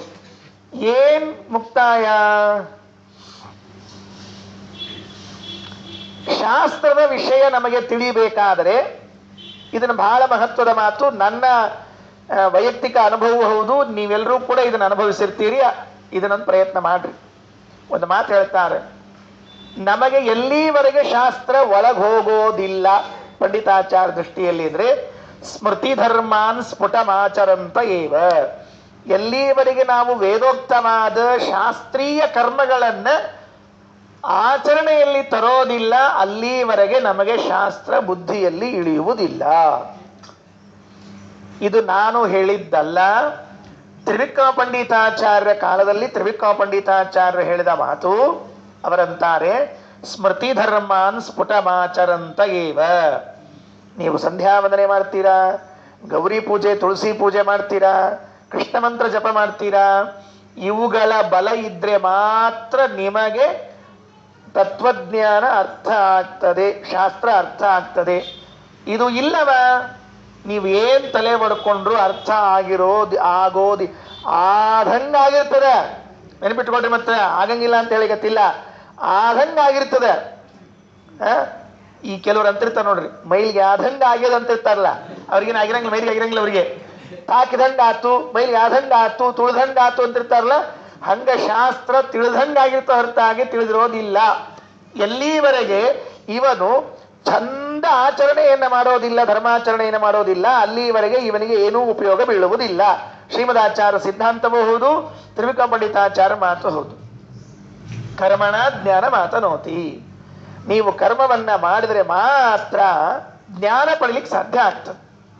ಕರ್ಮ ಮಾಡೋದಿಲ್ಲ, ದೇವರ ಪೂಜೆ ಮಾಡಲ್ಲ, ಸಂಧ್ಯಾ ವಂದನೆ ಮಾಡಲ್ಲ, ತುಳಸಿ ಪೂಜೆ ಇದು ಯಾವುದು ಇಲ್ಲ, ನಮಗೆ ಬೇಡ, ಕೃಷ್ಣ ಮಂತ್ರ ಯಾವ ಬ್ಯಾಡ ನಮಗೆ, ಆದ್ರೂ ನಿಮ್ ಜ್ಞಾನ ಎಲ್ಲ ಆಗ್ಲಿ ಅಂದ್ರೆ ಸರ್ವಾತ್ಮನ ಆಗಂಗಿಲ್ಲ. ಕಿವ್ಯಾಗ ಹೋಗಿರ್ತದೆ ಹೊರತಾಗಿ ಮನಸ್ಸಿನಾಗ ಹೋಗಿರಂಗಿಲ್ಲ.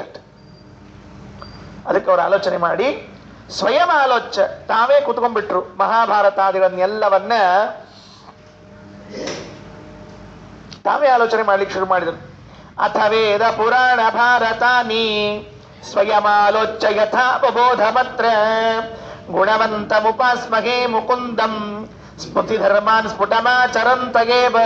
ಅಥ ಅನಂತರದಲ್ಲಿ ವೇದ ಪುರಾಣ ಭಾರತಾನಿ ಸ್ವಯಮಾಲೋಚ್ಯ, ವೇದ ಭಾರತ ಪುರಾಣಗಳನ್ನ ತಾವೇ ಆಲೋಚನೆ ಮಾಡ್ತಾ ಯಥಾವಬೋಧಂ ಅತ್ರ, ಇಲ್ಲೇನು ಅವರಿಗೆ ತಿಳಿತಿತ್ತು ಅಷ್ಟನ್ನು ತಾವು ಆಲೋಚನೆ ಮಾಡಿದ್ರು. ಗುಣವಂತ ಉಪಾಸ್ಮಹೇ ಮುಕುಂದಂ, ಗುಣಪೂರ್ಣನಾದ ಬ್ರಹ್ಮನನ್ನೇ ಆಲೋಚನೆ ಮಾಡಿದ್ರು. ಸ್ಮೃತಿ ಧರ್ಮಾನ್ ಸ್ಫುಟಮಾಚರಂತ ಏವ. ಅದಕ್ಕೆ ವೇದಾಂಗ ತೀರ್ಥ ಶ್ರೀಪಾದಂಗಳವರು ಇದಕ್ಕೆ ವ್ಯಾಖ್ಯಾನ ಬರೆಯುವಾಗ ಇದು ಶ್ಲೋಕ ಮುಕ್ತಾಯದಲ್ಲಿ ಕೊನೆಗೊಂದು ಮಾತು ಬರೀತಾರೆ. ಸ್ವವಿಹಿತ ಧರ್ಮಾನುಷ್ಠಾನಸ್ಯ ಚಿತ್ತಶುದ್ಧಿ ದ್ವಾರ ಭಗವದುಪಾಸನಾಂಗತ್ವ ಇತಿ ಭಾವಃ.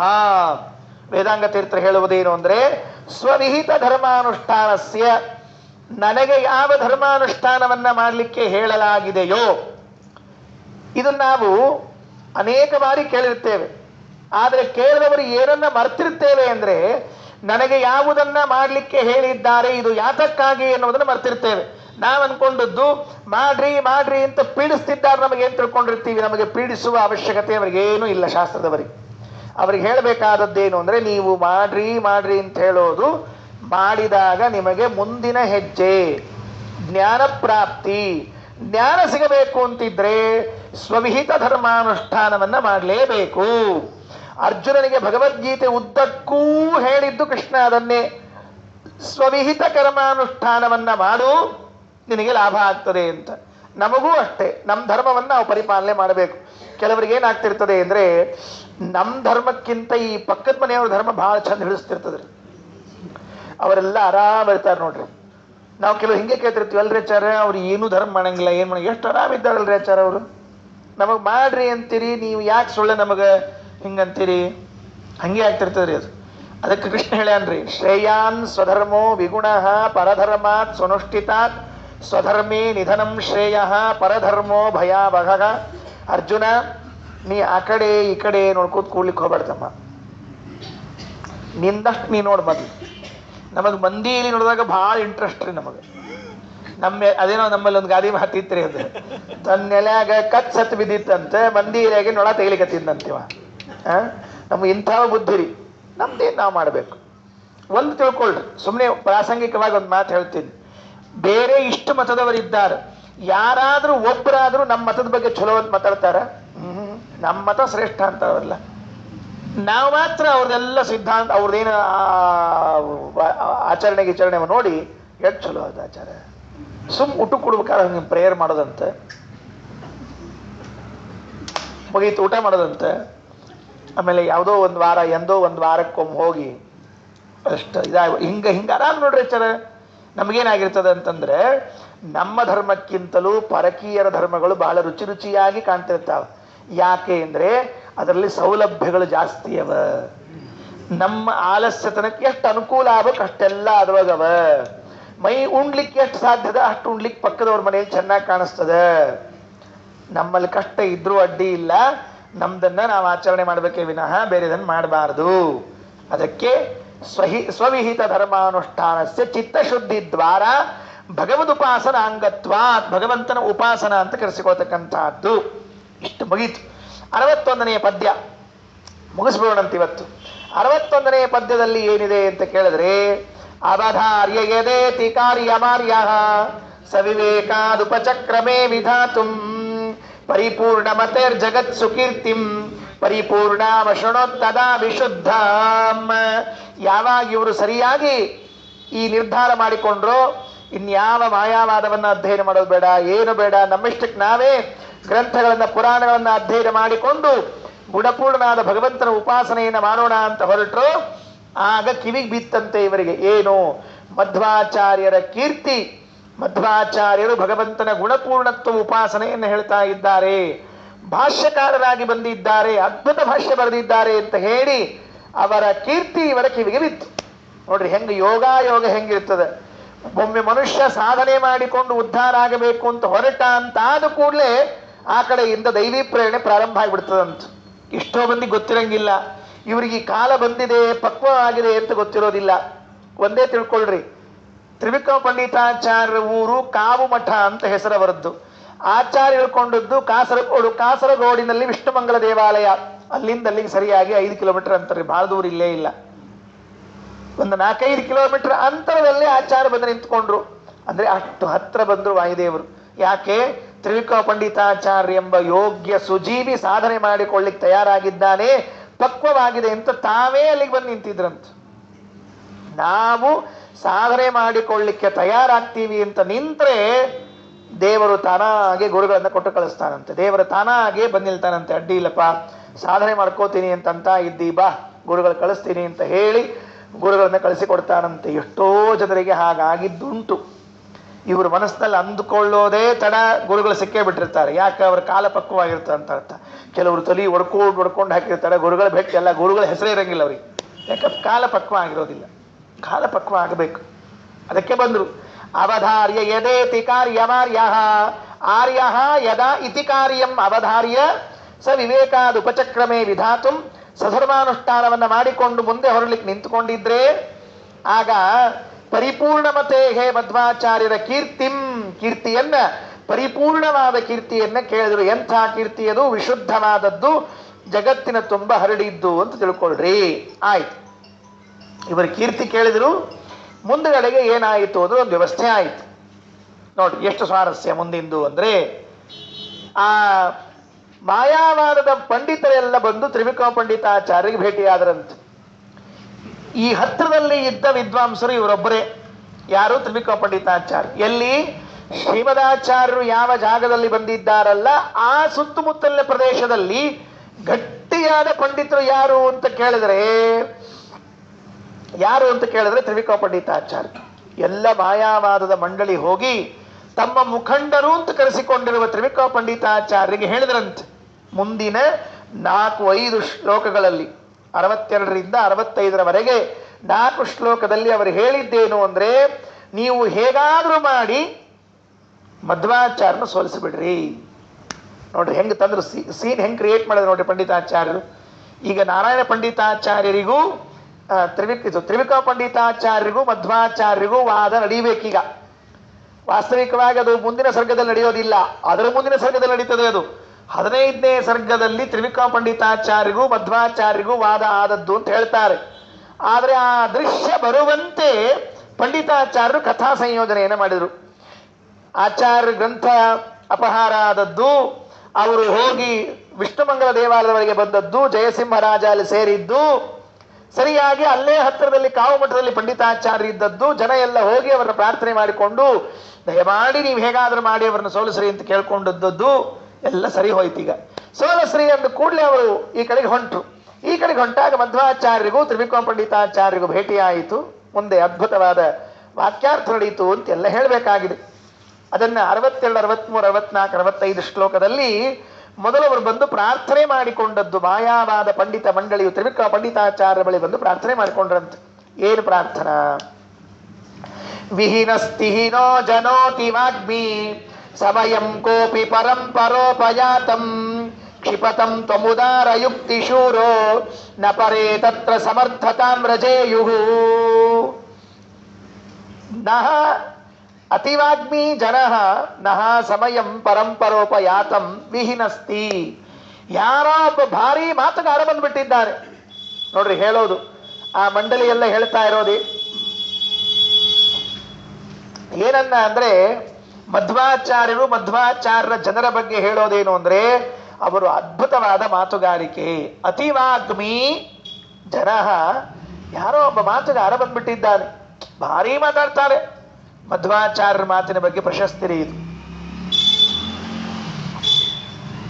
ಏನ್ ಮಾತಾಡ್ತಿದ್ರು ಆಚಾರ್ಯರು? ಪ್ರಮಾಣ ಪುರಸ್ಸರವಾಗಿ ಮಾತಾಡ್ತಾ ಇದ್ರು. ಮಾತಾಡಿದ್ದು ಎದುರಿಗಿದ್ದ ವ್ಯಕ್ತಿಯ ಮನಸ್ಸಿಗೆ ಮುಟ್ಟುವಂತೆ ಮಾತಾಡ್ತಾ ಇದ್ರು. ನಮ್ಮಲ್ಲಿ ಮಾತಾಡೋದೊಂದು ಕಲೆ ಇರ್ತದ್ರಿ, ಎಲ್ಲರಿಗೂ ಬರುದಿಲ್ರಿ ಅದು. ಎಲ್ಲರಿಗೂ ಮಾತಾಡ್ಲಿಕ್ಕೆ ಬರುವುದಿಲ್ಲ. ಹಂಗ ಹುಚ್ಚಿಗೆ ಬಿದ್ದು ಮಾತಾಡಿದ್ರೆ ಮುಟ್ಟಂಗಿಲ್ಲ, ಮುಟ್ಟಿದ್ರು ಕೆಲಸ ಆಗಂಗಿಲ್ರಿ. ಇವೆಲ್ಲ ದೊಡ್ಡ ದೊಡ್ಡ ಕಥೆಯವು. ಕೆಲವ್ರು ಮಾತಾಡ್ಲಿಕ್ಕೆ ನಿಂತಾಗ ನೋಡ್ತಿರ್ಬೇಕ್ರಿ, ಅಂತಿರ್ತಾರ ಪಾಪ. ಮಾತಿನಕ್ಕಿಂತ ಉಗುಳ್ ನುಂಗೋದು ಜಾಸ್ತಿ ಆಗಿರ್ತದೆ. ಹೆದರಿಕೆಯೋ, ವಿಷಯ ಬರೋದಿಲ್ಲೋ, ಮಾತಾಡೋದಿಲ್ಲೋ, ಏನೋ ಎಂತೋ ಸಮಸ್ಯೆ ಇರ್ತದೆ. ರಾಮದೇವ್ರನ್ನ ಹನುಮಂತೇವ್ರು ಭೇಟಿ ಆದ್ರಂತ್ರಿ ಮೊದಲೇ ಸರ್ತಿ. ವಾಲ್ಮೀಕಿಗಳು ಬರೀತಾರ, ಋಷ್ಯಮೂಕ ಪರ್ವತದಲ್ಲಿ ಭೇಟಿ ಆದಾಗ ಹೆಂಗ ಮಾತಾಡಿದ್ರು ಹನುಮಂತ ಅಂತ ಕೇಳಿದ್ರೆ, ರಾಮದೇವರು ಹನುಮಂತನ ಮಾತಿನ ಪ್ರಭಾವಕ್ಕೆ ಸಿಕ್ಕಾಕೊಂಡ್ರು ಅಂತ ಬರೆದಿದ್ದಾರೆ. ದೇವರು ಉಳಿದವ್ರು ಬಿಟ್ಬಿಡ್ರಿ. ಏನ್ ಅದ್ಭುತವಾಗಿ ಮಾತಾಡಿದ್ದಾನೆ ಲಕ್ಷ್ಮಣ. ಲಕ್ಷ್ಮಣನಿಗೆ ಹೇಳ್ತಾನಂತೆ ರಾಮಚಂದ್ರ, ಇದು ವಾಲ್ಮೀಕಿ ರಾಮಾಯಣದಲ್ಲಿದೆ, ಉಳಿದ ಕಡೆಗೆ ಇಲ್ಲ. ಅಲ್ಲಿ ವಾಲ್ಮೀಕಿಗಳಂತಾರೆ, ನೋಡು ಇಷ್ಟು ಚಂದ ಮಾತಾಡ್ತಾನ ಈ ಹನುಮಂತ ಅಂತಂದ್ರೆ, ಈ ಕೋತಿ ವಾಸ್ತವಿಕವಾಗಿ ಕೋತಿ ರೂಪದಲ್ಲಿ ಇದ್ದವರು ಇಷ್ಟು ಚಂದ ಮಾತಾಡ್ತಾನ ಅಂತಂದ್ರೆ ನನಗನಿಸ್ತದ 4 ವೇದ ಕಲ್ತಿರ್ಬೇಕವ ಅನಿಸ್ತದ. ಯಾರು ಹೇಳಿದ್ದನ್ನ? ರಾಮ ಹನುಮಂತನ ಬಗ್ಗೆ ಪ್ರಶಸ್ತಿ ಕೊಟ್ಟದ್ದೇನು ಅಂದ್ರೆ, ಮಾತು ಯಾವಾಗ ಚಂದ ಬರ್ತಾವ ಅಂದ್ರೆ, ಇವ ಶಾಸ್ತ್ರ ಚಂದ ಓದಿದ್ದ ಅಂದ್ರೆ ಒಳಗೇನ್ರ ಇನ್ಪುಟ್ ಇದ್ರೆ ಔಟ್ಪುಟ್ ಬರ್ತದ್ರಿ. ಒಳಗೇನ್ ಇದ್ದಿದ್ದಿಲ್ಲ, ಖಾಲಿ ಖಾಲಿ ಖಾಲಿ ಇತ್ತು ಅಂದ್ರೆ ಹೊರಗೆ ಬಾ ಅಂದ್ರೆ ಏನ್ ಬರ್ಬೇಕು? ಖಾಲಿನ ಹೊರಗೆ ಬರ್ತದ್ರಿ. ಖಾಲಿತನ ಹೊರಗೆ ಬರ್ತದೆ. ಒಂದು ಸುಭಾಷಿತ ಸಂಸ್ಕೃತದಾಗ ಏನು, ದೀಪ ಹಚ್ಚಿರ್ತಾರಲ್ರಿ, ದೀಪ ಹಚ್ಚಿದಾಗ ಮೇಲೆ ತುದಿ, ದೀಪದ ತುದಿ ಕಪ್ಪು ಬರ್ತಿರ್ತದೆ, ಹೊಗೆ ಬರ್ತಿರ್ತದೆ ನೋಡ್ರಿಲ್ಲ ದೀಪದ ತುದಿ.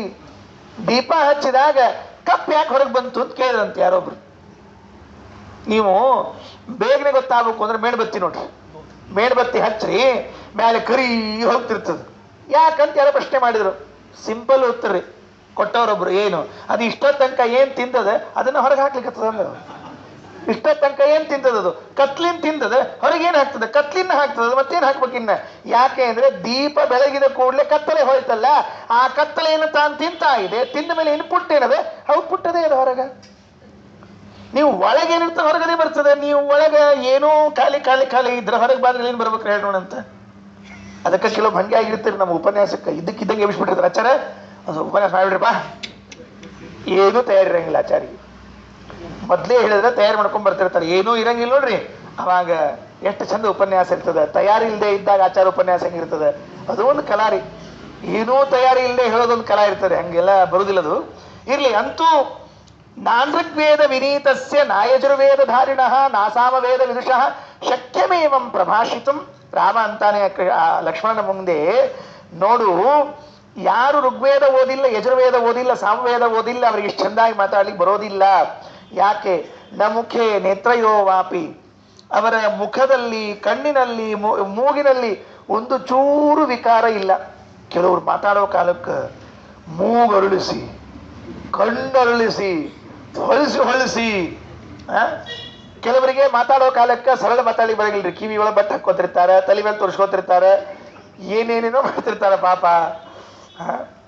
ಭಾಳ ಮಂದಿ ನೋಡಿನ್ರಿ ಅಂಥವ್ರನ್ನೆಲ್ಲ. ನಮ್ಗೆ ಇವ ಇರ್ತಾರೆ, ಬೇರೆ ಇರೋದ್ರಲ್ಲಿ ಭೇಟಿಯಾಗೋ ಇಂಥ ಭೇಟಿ ಆಗ್ತಿರ್ತಾರೆ ನಮಗರ. ಅದಕ್ಕೆ ಮಾತುಗಾರಿಕೆ ಅಂತ ಅನ್ನೋದು ಒಂದು ದೊಡ್ಡ ಕಲಾ. ಆಮೇಲೆ ಯಾವ ಸಮಯದಾಗ ಏನು ಮಾತಾಡ್ಬೇಕು ಅದೊಂದು ಕಲಾ ಅದ ರೀ. ಸುಮ್ಮನೆ ಎಲ್ಲರೂ ಮಾತಾಡಿ ಬರ, ಯಾವುದೋ ಬ್ಯಾಡಾದ ಟೈಮ್ನಾಗ ಬ್ಯಾಡಾದ ಮಾತಾಡ್ಲಿಕ್ಕೆ ಹೋಗಬಾರ್ದು. ಯಾವುದು ಬೇಕಾಗ್ತದೆ ಅದನ್ನೇ ಮಾತಾಡ್ಬೇಕ್ರಿ. ಹಿಂದಕ್ಕೆ ರೋಮ್ ಒಳಗೆ ಒಂದು ಕಥೆ ಆಯ್ತು ಅಂತ ಹೇಳ್ತಿರ್ತಾರೆ.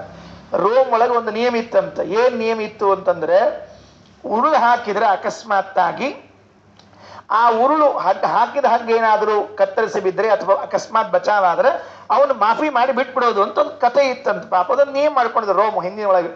ಒಬ್ಬವನು ಉರುಳು ಹಾಕಿದ್ರಪ್ಪ, ಸುದೈವೋ ದುರ್ದೈವೋ ಏನಾಯ್ತಂದ್ರೆ ಬದುಕಿಬಿಟ್ಟ. ಅದು ಹಗ್ಗ ಕಟ್ಟಾಗಿ ಬಿದ್ದುಬಿಡ್ತು, ಮುಗಿದು ಹೋದ ಕೆಲಸ. ಸುಸೂತ್ರ ಮನೆಗೆ ಹೋಗ್ಬೇಕು ಬೇಡವ, ಕರ್ಕೊಂಡು ಹೋಗಿ ಎಲ್ಲ ಆಗ್ಯದ, ಸುಸೂತ್ರ ಹೋಗ್ಬೇಡ. ಏನಂದು ಗೊತ್ತೇನ್ರಿ, ರೋಮ್ ಒಳಗೆ ಒಂದು ಗಟ್ಟಿ ಹಗ್ಗಿಲ್ಲ ನನ್ನ ಉರುಳು ಹಾಕ್ಲಿಕ್ಕೆ ಅಂದ. ರೋಮ್ ಒಳಗೆ ಇದ್ದವರಿಗೆ ಇಷ್ಟು ಯೋಗ್ಯತಾ ಇಲ್ಲ, ನನ್ನಂತವ್ರು ಉರುಳು ಹಾಕ್ಲಿಕ್ಕೆ ಒಂದು ಹಗ್ಗಿಲ್ಲ ಅಂದ. ಮರುದಿವಸ ರಾಜ ಆದೇಶ ಹೊರಡಿದ, ಗಟ್ಟಿ ಹಗ್ಗ ತಗೊಂಡು ಅವ್ನು ಉರುಳು ಹಾಕ್ರಿ ಅಂದ್ಬಿಟ್ಟ. ಕ್ಯಾನ್ಸಲ್ ಆಗಿದ್ ಮತ್ತೆ ಉಲ್ಟಾ ಆತ್ರಿ ಅದು. ಯಾಕೆ? ಯಾವಾಗ ಏನ್ ಮಾತಾಡಬಾರದು ಗೊತ್ತಿರ್ಬೇಕ್ರಿ ಅದು. ಯಾವ ಹೊತ್ನಾಗ ಏನ್ ಮಾತಾಡ್ಬೇಕು, ಏನ್ ಮಾತಾಡ್ಬೇಕು, ನೇಮ್ ಇರಬೇಕು. ಅದಕ್ಕೆ ಹಿಂಗ ಇವರು ಭಾರಿ ಅದ್ಭುತ ಮಾತುಗಾರರು ಮಧ್ವಾಚಾರ್ಯರು ಶಿಷ್ಯರೆಲ್ಲ. ವಿಹೀನಸ್ತಿಹೀನೋ ಜನೋತಿ ವಾಗ್ಮಿ ಸಮಯಂ ಕೋಪಿ ಪರಂಪರೋಪಯಾತಂ ಕ್ಷಿಪತಂ ತ್ವಮುದಾರ ಯುಕ್ತಿಶೂರೋ ನ ಪರೇ ತತ್ರ ಸಮರ್ಥತಾಂ ವ್ರಜೇಯುಹು. ಅದಕ್ಕೆ ಆ ಹೊಸದಾಗಿ ಬಂದ ವಾಗ್ಮಿಗಳು ನಮ್ಮ ಸಿದ್ಧಾಂತವನ್ನ ಅಲ್ಲೋಲ ಕಲ್ಲೋಲಗೊಳಿಸ್ತಾ ಇದ್ದಾರೆ. ದಯಮಾಡಿ ನೀವು ಹೋಗಿ ಯುಕ್ತಿಶೂರ, ನೀವು ಮಾತಾಡೋದ್ರ ಬಗ್ಗೆ ಭಾರಿ ಜಾಣರಿದ್ದೀರಿ, ಬೇರೆಯವರಿಗೆ ಸಾಮರ್ಥ್ಯ ಇಲ್ಲ, ಹೋಗಿ ಅವ್ರನ್ನ ಸೋಲಿಸಿಬಿಡ್ರಿ ಅಂತ ಹೇಳಿದ್ರು. ನಾನು ಸಮರ್ಥನಿದ್ದೀನಿ ಅಂತ ನೀವು ಹೇಗೆ ಗುರುತಿಸಿದ್ರಿ ಕೇಳ್ಬೋದಲ್ಲ ನಾಳೆ. ನೀವು ಹೇಗೆ ಗುರುತಿಸಿದ್ರಿ ಅಂತಂದ್ರೆ ಅದಕ್ಕೆ ಉತ್ತರ 63ನೇ ಶ್ಲೋಕ. ತವ ವೇದ ನದಿ ವಿಗಾಕ್ಯ ಭೂಯಃ ಸಮಯಾಂಬೋದಿಷು ಕುರ್ವತೋ ವಿಹಾರಂ ನವಕಾವ್ಯರಸ ಪ್ರಿಯಸ್ಯ ವಾದಿ ದ್ವಿರದೇಂದ್ರ ಪ್ರತಿವಾರಣೋ ನ ಜಗ್ನೇ. ತವ ವೇದ ನದಿ ವಿಗಾಹ್ಯ, ವೇದವೆಂಬ ನದಿಯಲ್ಲಿ ನೀವು ಈಜಾಡಿ ಅವಗಾಹನವನ್ನ ಮಾಡಿ ಈಗ ಎಲ್ಲಿ ಹೊರಟೀರಿ? ಸಮಯಾಂಬೋದಿಷು ಕುರ್ವತೋ ವಿಹಾರಂ, ಸಮಯವೆಂಬುವಂತಹ ಶಾಸ್ತ್ರವೆಂಬುವ ಸಾಗರದಲ್ಲಿ ಜಲ ವಿಹಾರವನ್ನು ಮಾಡ್ತಾ ಇದ್ದೀರಿ. ನೋಡ್ರಿ, ಈಜಾಡುವುದು ವಿಹರಿಸುವುದು ಎಲ್ಲ ಬೇರೆ ಬೇರೆ ಶಬ್ದ. ಈಜಾಡೋದು ಅಂದ್ರೆ ಹೆಂಗರ ಮಾಡಿ ದಾಟಿಬಿಟ್ರೆ ಸಾಕು, ಮುಳುಗಬಾರದು ಅಂತ ಹಿಂಗಿರ್ತದೆ. ವಿಹಾರ ಅಂದ್ರೆ ಲೀಲಾ ಜಾಲ, ಅನಾಯಾಸವಾಗಿ. ತ್ರಿವಿಕ್ರ ಪಂಡಿತಾಚಾರ್ಯರು ಹೆಂಗಿದ್ರು ಅಂತ ಕೇಳಿದರೆ, ವೇದ ನದಿಯಲ್ಲಿ ಅವಗಾಹನ ಮಾಡಿದ್ರಂತೆ, ಈಜಿಕೊಂಡು ಪಾರಾಗಿದ್ರಂತೆ. ಉಳಿದ ಸಣ್ಣ ಪುಟ್ಟ ಶಾಸ್ತ್ರಗಳಿದ್ವಲ್ಲ ಅದೆಲ್ಲ ವಿಹಾರ ಅಂತೆ, ಅವರಿಗೆ ಕ್ರೀಡಾಸ್ಥಾನ ಅಂತೆ, ಆಟ. ಇದು ಯಾವುದದು? ವ್ಯಾಕರಣ ಇರಬಹುದು, ಮತ್ತೆ ತರ್ಕ ಇರಬಹುದು, ಮೀಮಾಂಸ ಇರಬಹುದು, ಅವರಿಗೆಲ್ಲ ಪ್ಲೇ ಗ್ರೌಂಡ್, ಆಟ ಆಗಿಬಿಟ್ಟಿತ್ತು ಅವರಿಗೆ, ಸುಲಭವಾಗಿ ಆಟ ಆಗಿಬಿಟ್ಟಿತ್ತಂತೆ. ಅಂಥವ್ರು ನೀವು ನವಕಾವ್ಯ ರಸ ಪ್ರಿಯಸ್ಯ, ಹೊಸದಾಗಿ ಬರೆದ ಕಾವ್ಯಗಳೆಂಬ ರಸಗಳಿದೆಯಲ್ಲ ಅದರ ಪ್ರಿಯರಾದವರು. ವಾದಿ ದ್ವಿರದೇಂದ್ರ ಪ್ರತಿವಾರಣೋನ ಜಗ್ನೆ, ವಾದಿ ಎಂಬ ಆನೆಯೇ, ದ್ವಿರದೇಂದ್ರ ಅಂದ್ರೆ ಆನೆ, ನೀವು ವಾದಿಗಳೆಂಬ ಆನೆಗಳು, ಪ್ರತಿವಾರಣ, ನಿಮಗೆ ಇನ್ನೊಂದು ಎದುರಾಳಿಯಾದ ಆನೆ ಇಲ್ಲ, ನೀವು ಹೋಗ್ರಿ ವಾಕ್ಯಾರ್ಥ ಮಾಡ್ರಿ ಅಂತ ಹೇಳಿದ್ರಂತ. 64ನೇ ಶ್ಲೋಕ. ಏನ್ ಮಾಡ್ಲಿ ವಾಕ್ಯಾರ್ಥ ಮಾಡಿರಾನೋ? ಕೀರ್ತಿ ಪಡಿರಿ. ಅವತ್ತೆಲ್ಲ ವಾಕ್ಯಾರ್ಥ ಅಂದ್ರೆ ಮಾಡಿ ಕೀರ್ತಿ ಪಡಿಲಿಕ್ಕೆ ಹೋಗೋದು, ಬೇರೆ ಏನಿಲ್ಲ. ಉಪಯಾಹಿ ಯಶಃ ಶಶಾಂಕ ಗೌರಂ ನಿಜಯೂತಸ್ಯ ಭಯಂ ನಿರಾಕುರುತ್ವಂ ಅಧುನಾ ವಿಧಿನೋಪಪಾದಿತಂ ತಂ ಪ್ರತಿವಾದಿ ಪ್ರತಿವಾರಣಂ ನಿವಾರ್ಯ. ಉಪಯಾಹಿ, ಹೊರಡ್ರಿ ನೀವಿಲ್ಲಿಂದ. ಶಶಾಂಕ ಗೌರಂ ಯಶಃ, ಉಪಯಾಹಿ ಅಂದ್ರೆ ಪಡೀರಿ. ನೀವೇನ್ ಮಾಡಬೇಕು ಅಂತ ಕೇಳಿದ್ರೆ, ಯಶಃ ಶಶಾಂಕ ಗೌರಂ, ಚಂದ್ರನಂತೆ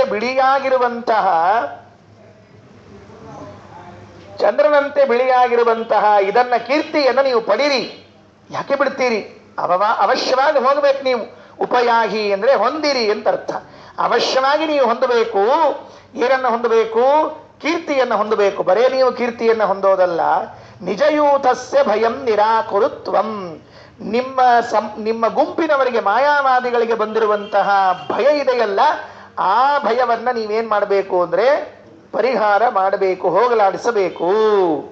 ಅಧುನಾ ವಿಧಿನೋಪಪಾದಿತಂ, ಈಗ ದೈವವಶಾತ್ ಬಂದದ ಯಾವುದು? ಪ್ರತಿವಾದಿ ಪ್ರತಿವಾರಣಂ. ಮಧ್ವಾಚಾರ್ಯರೆಂಬ ಪ್ರತಿವಾದಿಗಳೆಂಬ ಆನೆ ಎದುರಿಗೆ ಬಂದು ನಿಂತ್ಕೊಂಡಿದೆ ನಿಮಗೆ. ಅಂದ್ರೆ ಆ ಪಂಡಿತಾಚಾರ್ಯರನ್ನೂ ಒಂದು ಆನೆ ಅಂತ ಹೇಳಿ, ಶ್ರೀಮದಾಚಾರ್ಯನೂ ಒಂದು ಆನೆ ಅಂತ ಹೇಳಿ, ಎರಡು ಆನೆಗಳು ಪರಸ್ಪರವಾಗಿ ತಿಕ್ಕಾಟ ಮಾಡ್ತಾ ಇದ್ರೆ ನೋಡ್ಲಿಕ್ಕಾಗೋ ಆನಂದವೇ ಬೇರೆ ಇರ್ತದಂತೆ. ಯಾರು ನೋಡ್ರಿ ಒಮ್ಮೆ ಆನೆ ತಿಕ್ಕಾಡೋದು, ಹೊಡೆದಾಟ ಮಾಡೋದಲ್ರ? ಆಚಾರ್ಯ ನಮಗಿನ್ ಬೇರೆ ಕೆಲಸ ಇಲ್ಲ ಅಂತ ತಿಳ್ಕೊಂಡ್ರೆ ನೀವು ಆನೆ ಹೊಡೆದಾಡೋದು ನೋಡ್ರಿ, ತಿಕ್ಕಾಡೋದು ನೋಡ್ರಿ ಅಂದ್ರೆ ನಮ್ಮ ಮನೆಯಾಗಿದ್ದದ್ ನೋಡಿದ್ರೆ ರಗಡಾಗಿರ್ತದೆ. ಇನ್ನು ಅಲ್ಲೆಲ್ಲಿ ಹೋಗಿ ನೋಡ್ಕೋತ ಕುಡಿದ್ರಿ ಆಚಾರ ಅಂದ್ರೆ ಇವಾಗ ನೋಡ್ರಿ ಗೊತ್ತಾಗ್ತದೆ ಆನೆ ಜಗಳ ಹೆಂಗಿರ್ತದೆ ಜಗಳ ಅಂತ ಹೇಳಿ. ಅದಕ್ಕ ಎರಡು ಆನೆಗಳು ನೀವೆಲ್ಲ ಹೋಗ್ರಿ, ಬಿಡ್ಬೇಡ್ರಿ, ನಮ್ಮ ಭಯವನ್ನ ಪರಿಹಾರ ಮಾಡ್ರಿ ಅಂತ ಹೇಳಿದ್ರು. ಇತಿ ಮಾಯಿ ಜನೇನ ತತ್ರ ತತ್ರ ಸ್ವಜನತ್ವೇನ ರಥಾವದರ್ಥ್ಯಮಾನಃ ಅನುಕೂಲ ವಚ ಮಹಿಟ್ಟಮಾನೋ ಮನಸಾ ಸಂಶಯಮಾಪ ಸಂಶಯಚ್ಛಿತ್. ಅಂತೂ ಇಂತೂ ಮಾಯಾವಾದದ ಮಂಡಳಿಯು ತ್ರಿವಿಕ್ರಮ ಪಂಡಿತಾಚಾರ್ಯರ ಬಳಿ ಬಂದು ಹೇಳ್ತಾರೆ, ನೀವು ಸಕಲ ಶಾಸ್ತ್ರ ಪಾರಂಗತರಾಗಿದ್ದೀರಿ, ವಾಕ್ಯಾರ್ಥವನ್ನ ಮಾಡುವುದಕ್ಕೆ ಸಮರ್ಥರಾಗಿದ್ದೀರಿ. ಈ ಹಿಂದೆ ಎಷ್ಟೋ ಕಡೆಗೆ ವಾಕ್ಯಾರ್ಥವನ್ನ ಮಾಡಿ ನೀವು ಗೆದ್ದಾಗಿದೆ.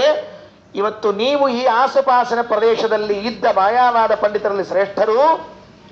ಮಧ್ವಾಚಾರ್ಯ ಎಂಬ ಹೊಸದಾಗಿ ಬಂದ ಈ ಆನೆಯ ಜೊತೆಗೆ ನೀವು ಒಬ್ಬರು ಸೆಣಸಾಟವನ್ನು ನಡೆಸಿ ಅವರನ್ನು ಸೋಲಿಸಿ ನಮ್ಮ ಮತಕ್ಕೆ, ಮಾಯಾವಾದ ಮತಕ್ಕೆ ಕೀರ್ತಿಯನ್ನು ತಂದುಕೊಡಬೇಕು, ನೀವು ಕೀರ್ತಿವಂತನಾಗಬೇಕು ಅಂತ ಹೇಳಿ ಪ್ರಾರ್ಥನೆ ಮಾಡಿದಾಗ, ಜನ ಹಿಂಗೆ ಹೇಳಿದಾಗ ಮೊದಲು ಏನು ಅನ್ಬೇಕಾಗ್ತದ್ರಿ? ಹೂ ಅನ್ಬೇಕಾಗ್ತದ್ರಿ.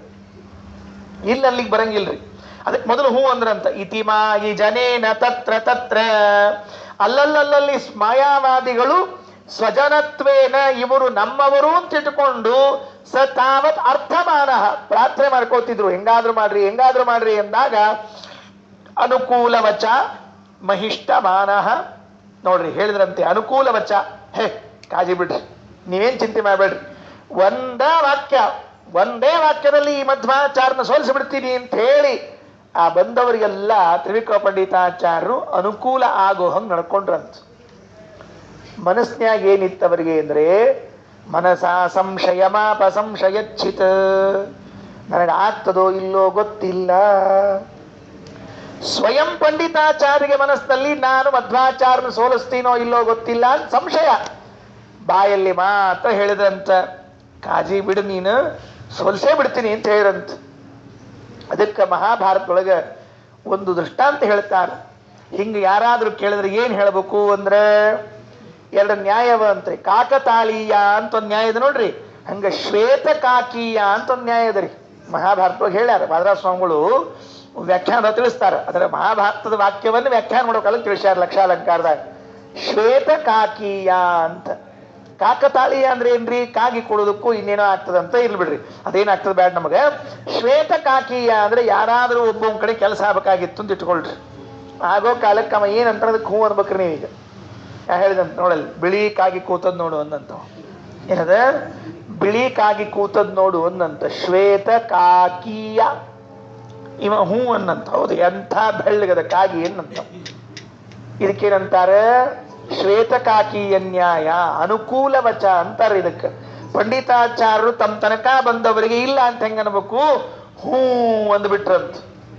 ಮನಸ್ನ್ಯಾಗ ಡುಗು ಡುಗು ಡುಗು ಡುಗು, ಆಗ್ತದೋ ಇಲ್ಲೋ ಗೊತ್ತಿಲ್ಲ, ಆಗ್ಲಿಕ್ಕಿಲ್ಲ, ನನ್ನ ಕಡೆಯಿಂದ ಆಗ್ಲಿಕ್ಕಿಲ್ಲ. ಈ ಹೂ ಹಾಮೆ ಹಾಭರಣ ಅಂತ ಇರ್ತದ್ರಿ. ಒಂದು ಹೂ ಅಂದಾಗ ಹೂ ಅಂದ್ಬಿಡಿದಿರ್ತಾವ ಕೆಲವರೆಲ್ಲ. ಹಂಗ ಪಂಡಿತಾಚಾರ್ಯ ಕೇಳಿದಾಗ ಹೂ ಅಂದ್ಬಿಟ್ರಂತ. ಆದ್ರೆ ಮನಸ್ಸ ಸಂಶಯ ಮಾಪ ಸಂಶಯ ಚಿತ್. ಸ್ವಲ್ಪ ಒಂದೆರಡು ಕಡೆಗೆ ವಾಕ್ಯಾರ್ಥನ ಆಯ್ತಂತೆ. ಆ ವಾಕ್ಯಾರ್ಥ ಆದಾಗ ಹೆಂಗಿತ್ತು ಅಂತ ಒಂದು ವಿಷಯ. 66ನೇ ಶ್ಲೋಕ. ಶಿತಮಧ್ವವಚ ಸೃಣಿ ಪ್ರಯುಕ್ತೃನ್ ಪುರುಷಾನೇಶ ವಿಷಾಧಯನ್ ಕವಿಭಃ ವಿವಿಧೋತ್ತರ ಧೂಲಿಪಾತನೇನ ಪ್ರತಿಘೇನಾಧಿಕ ಬಂಧಯಾಂಚಕಾರ. ಇಲ್ಲಿ ಮತ್ತೆ ಶ್ಲೇಷಾಲಂಕಾರ ಪಂಡಿತಾಚಾರ್ಯದು. ಯಾಕೆ ತ್ರಿವಿಕ್ರಮ ಪಂಡಿತಾಚಾರ್ಯರು ಆನಿ ಅಂತ ಹೇಳಿದ್ರಲ್ಲ, ಮತ್ತೆ ಅದು ಆನಿ ಕಂಟಿನ್ಯೂ ಆಗ್ಬೇಕೀಗ. ಇನ್ನೊಂದು ಆನೆ ಅಲ್ಲದ, ಈ ಆನಿ ಇಲ್ಲಿಂದ ಹೊಂಟದೆ. ಹಾಗಾದರೆ ನೋಡ್ರಿ, ಆನಿ ಹಿಡಿಬೇಕು ಅಂತ ಹೇಳಿ ಬಂದಿರ್ತಾರೆ ಅವರು. ಆನಿ ಹಿಡಿಯೋರು ಅವ್ರ ಕೈಯಾಗ ಒಂದು ಮಾವುತ ಅಂತ ಇರ್ತದೆ, ಚೂಪಾದ ಆಯುಧ ಅದು. ಅದನ್ನ ಚುಚ್ಚಿ ಆನೆಯನ್ನ ಹಿಡಿದು ತನ್ನ ವಶಕ್ಕೆ ಮಾಡ್ಕೋಬೇಕು ಅಂತ ಅವರು ಪ್ರಯತ್ನ ಮಾಡ್ತಿರ್ತಾರೆ. ಈ ಆನೆ ಏನ್ ಮಾಡ್ತದೆ, ತಪ್ಪಿಸ್ಕೊಳ್ಬೇಕು ಅಂತ ಹೇಳಿ ಧೂಳು ಉಗ್ಗಿ ಅವ್ರನ್ನ ದೂರ ಸರಿಸಬೇಕು ಅಂತ ಪ್ರಯತ್ನ ಮಾಡ್ತಿರ್ತದೆ. ಇಷ್ಟೇ ಆಯ್ತು ಇಲ್ಲಿ ಕೆಲಸ ಅಂತ ಹೇಳಿ. ಏನ್ ಕೆಲಸ ಆಯಿತು? ಆ ತ್ರಿವಿಕ್ರಮ ಪಂಡಿತಾಚಾರ್ಯ ಎಂಬ ಆನೆಯನ್ನ ಕೆಡವಲಿಕ್ಕೆ ಮಧ್ವಾಚಾರ್ಯರ ಶಿಷ್ಯರೆಂಬುವಂಥವರು ಕೈಯಲ್ಲಿ ಆಚಾರ್ಯರ ವಾಕ್ಯಗಳೆಂಬುವಂತಹ ಇದು ಅಂಕುಶವನ್ನ ಹಿಡಿದುಕೊಂಡು ಬಂದಿದ್ರೆ ತ್ರಿವಿಕ್ರಮ ಪಂಡಿತಾಚಾರ್ಯ ಎಂಬ ಆನೆ ಏನೇನೋ ಉತ್ತರವೆಂಬ ಧೂಳನ್ನ ಕಣ್ಣಲ್ಲಿ ಉಗ್ಗಿ ಬಂದ್ಬಿಟ್ಟಿದಂತೆ. ಅಂದ್ರೆ ಅವ್ರಿಗೂ ಸರಿ ಉತ್ತರ ಕೊಡ್ಲಿಕ್ಕೆ ಆಗಲಿಲ್ಲ, ತ್ರಿವಿಕ್ರಮ ಪಂಡಿತಾಚಾರ್ಯರಿಗೂ ಉತ್ತರವನ್ನ ಕೊಡ್ಲಿಕ್ಕೆ ಆಗಲಿಲ್ಲ. ಒಟ್ಟಿನಲ್ಲಿ ಏನಾಯಿತು ಅಂದ್ರೆ ಸಭೆ ಆಯಿತು. ಆ ಸಭೆಯಲ್ಲಿ ಮಧ್ವಾಚಾರ್ಯ ಶಿಷ್ಯರು ಸೇರಿಕೊಂಡಿದ್ರು, ಮಧ್ವಾಚಾರ್ಯ ಸೇರಿಕೊಂಡಿರ್ಲಿಲ್ಲ. ಮಧ್ವಾಚಾರ್ಯ ಶಿಷ್ಯರು ಸೇರಿಕೊಂಡಾಗ ಅವರ ಜೊತೆಗೆ ವಾಕ್ಯಾರ್ಥ ಮಾಡ್ತಾ ಇದ್ದೆ ತ್ರಿವಿಕ್ರಮ ಪಂಡಿತಾಚಾರ್ಯರಿಗೆ ಸಿಟ್ಟು ಬಂದ್ಬಿಡ್ತು.